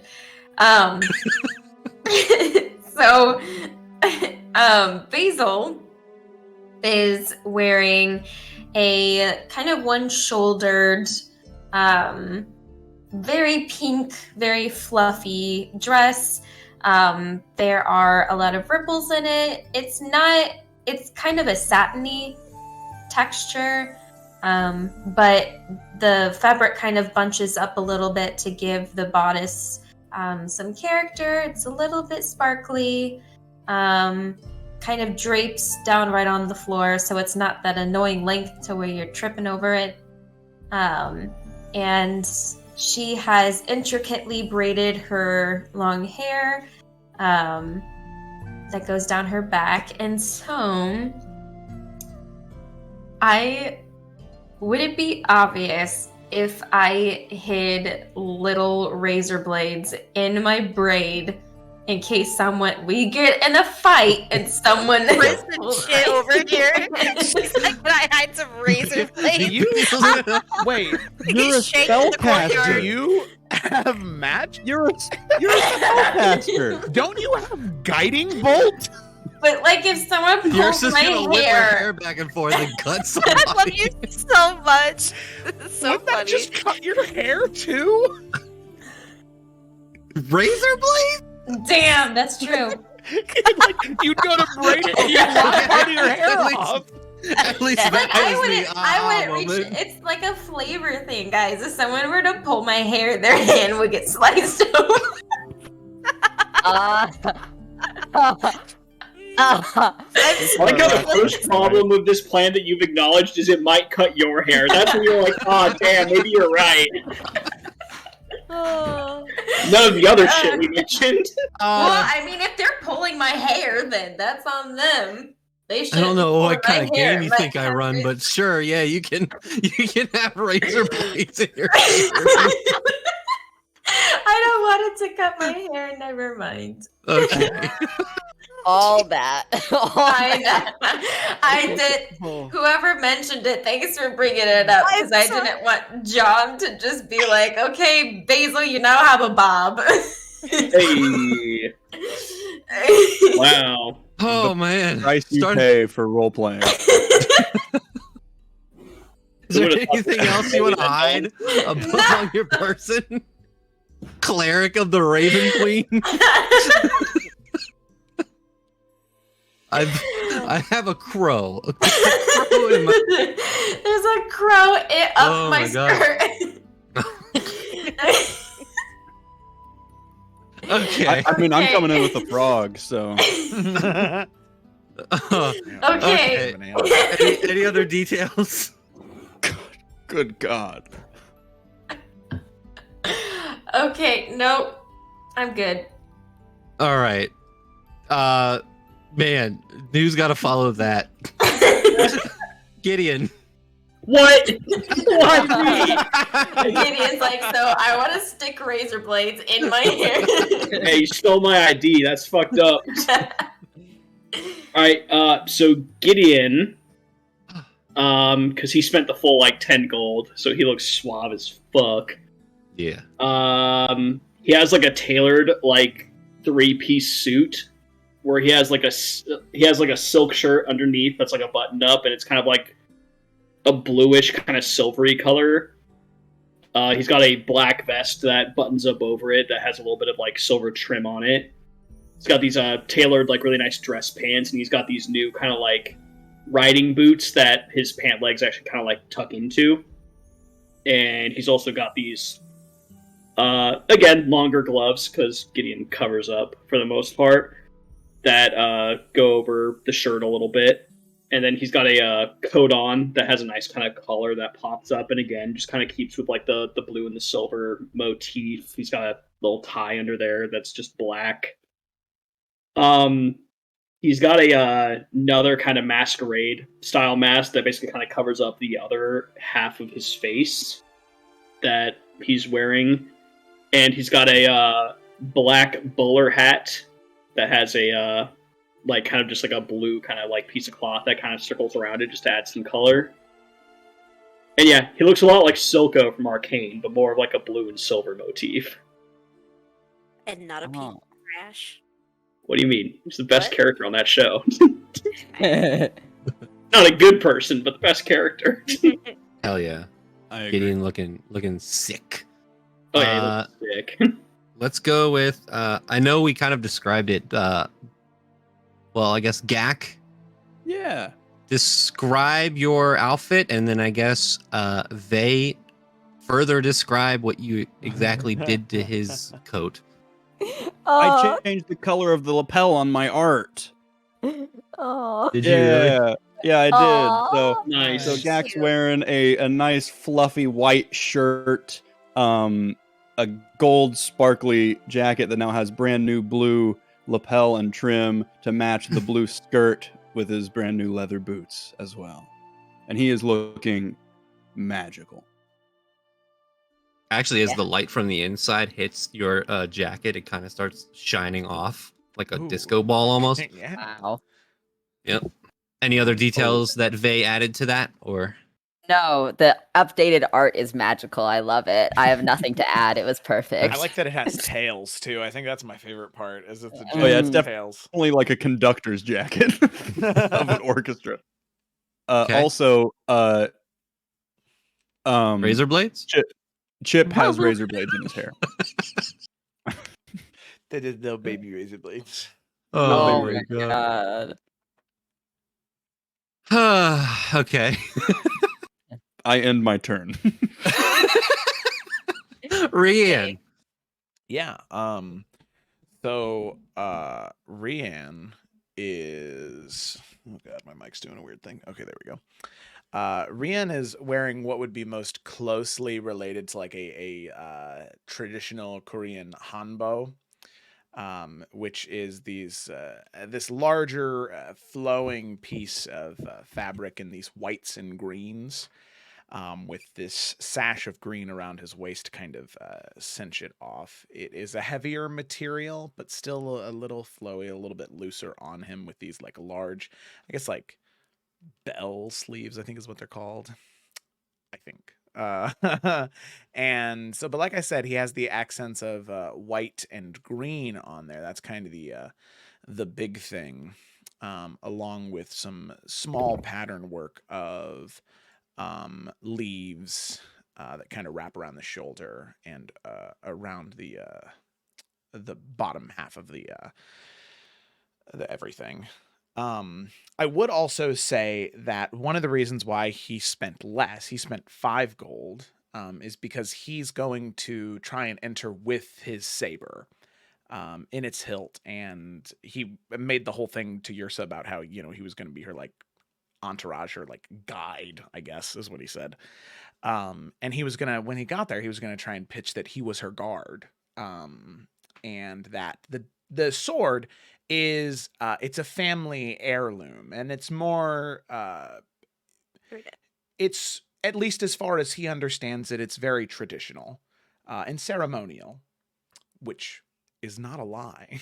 Just leaving out the other part of the truth. All right. Yeah. We'll go with I guess following Rian, Yrsa. Sorry, real quick. Yeah. Just because I forgot to mention it, but Gideon would want to like bring in just like his tinkerer's tools, because that's how he channels his magic, is through his tools, and they just don't look like weapons. So he's hoping he can get away with that if they're just like in his vest pocket. Like he's not really trying to hide them. It's just like he's got these tools on him. Okay. Got a pocket protector. Yeah, exactly. He's got that vest pocket. Yeah. I'll say you can have a couple there, and then inside as well with the pockets that would be inside. Yeah, he would just have him like right there, so it doesn't look like he's trying to hide Yeah. it. Just because you Yes, try to good hide boy, it, Gideon. it automatically looks suspicious. Yeah. Yrsa. Yeah, so she did spend the 10 gold. Yeah. So, yeah, she does. very similar to the art before. Very long, flowing A-line gown made of like that light blue silk. Beautiful floral print. Along like she'll slit and all, like she's going full out, plunging neckline. But I feel like she would have worn shoes because Basil probably would have helped her pick it out. But before they even got in, she ditched the shoes. She couldn't do it. She's so used to being barefoot, so she doesn't mind if people give her weird looks for not wearing shoes. It's comfortable to her. That's why we got a long enough dress so that you can't That's even right. see your feet. Can't even see. I mean, she got that slit, but it's fine. That's true. She ain't ashamed.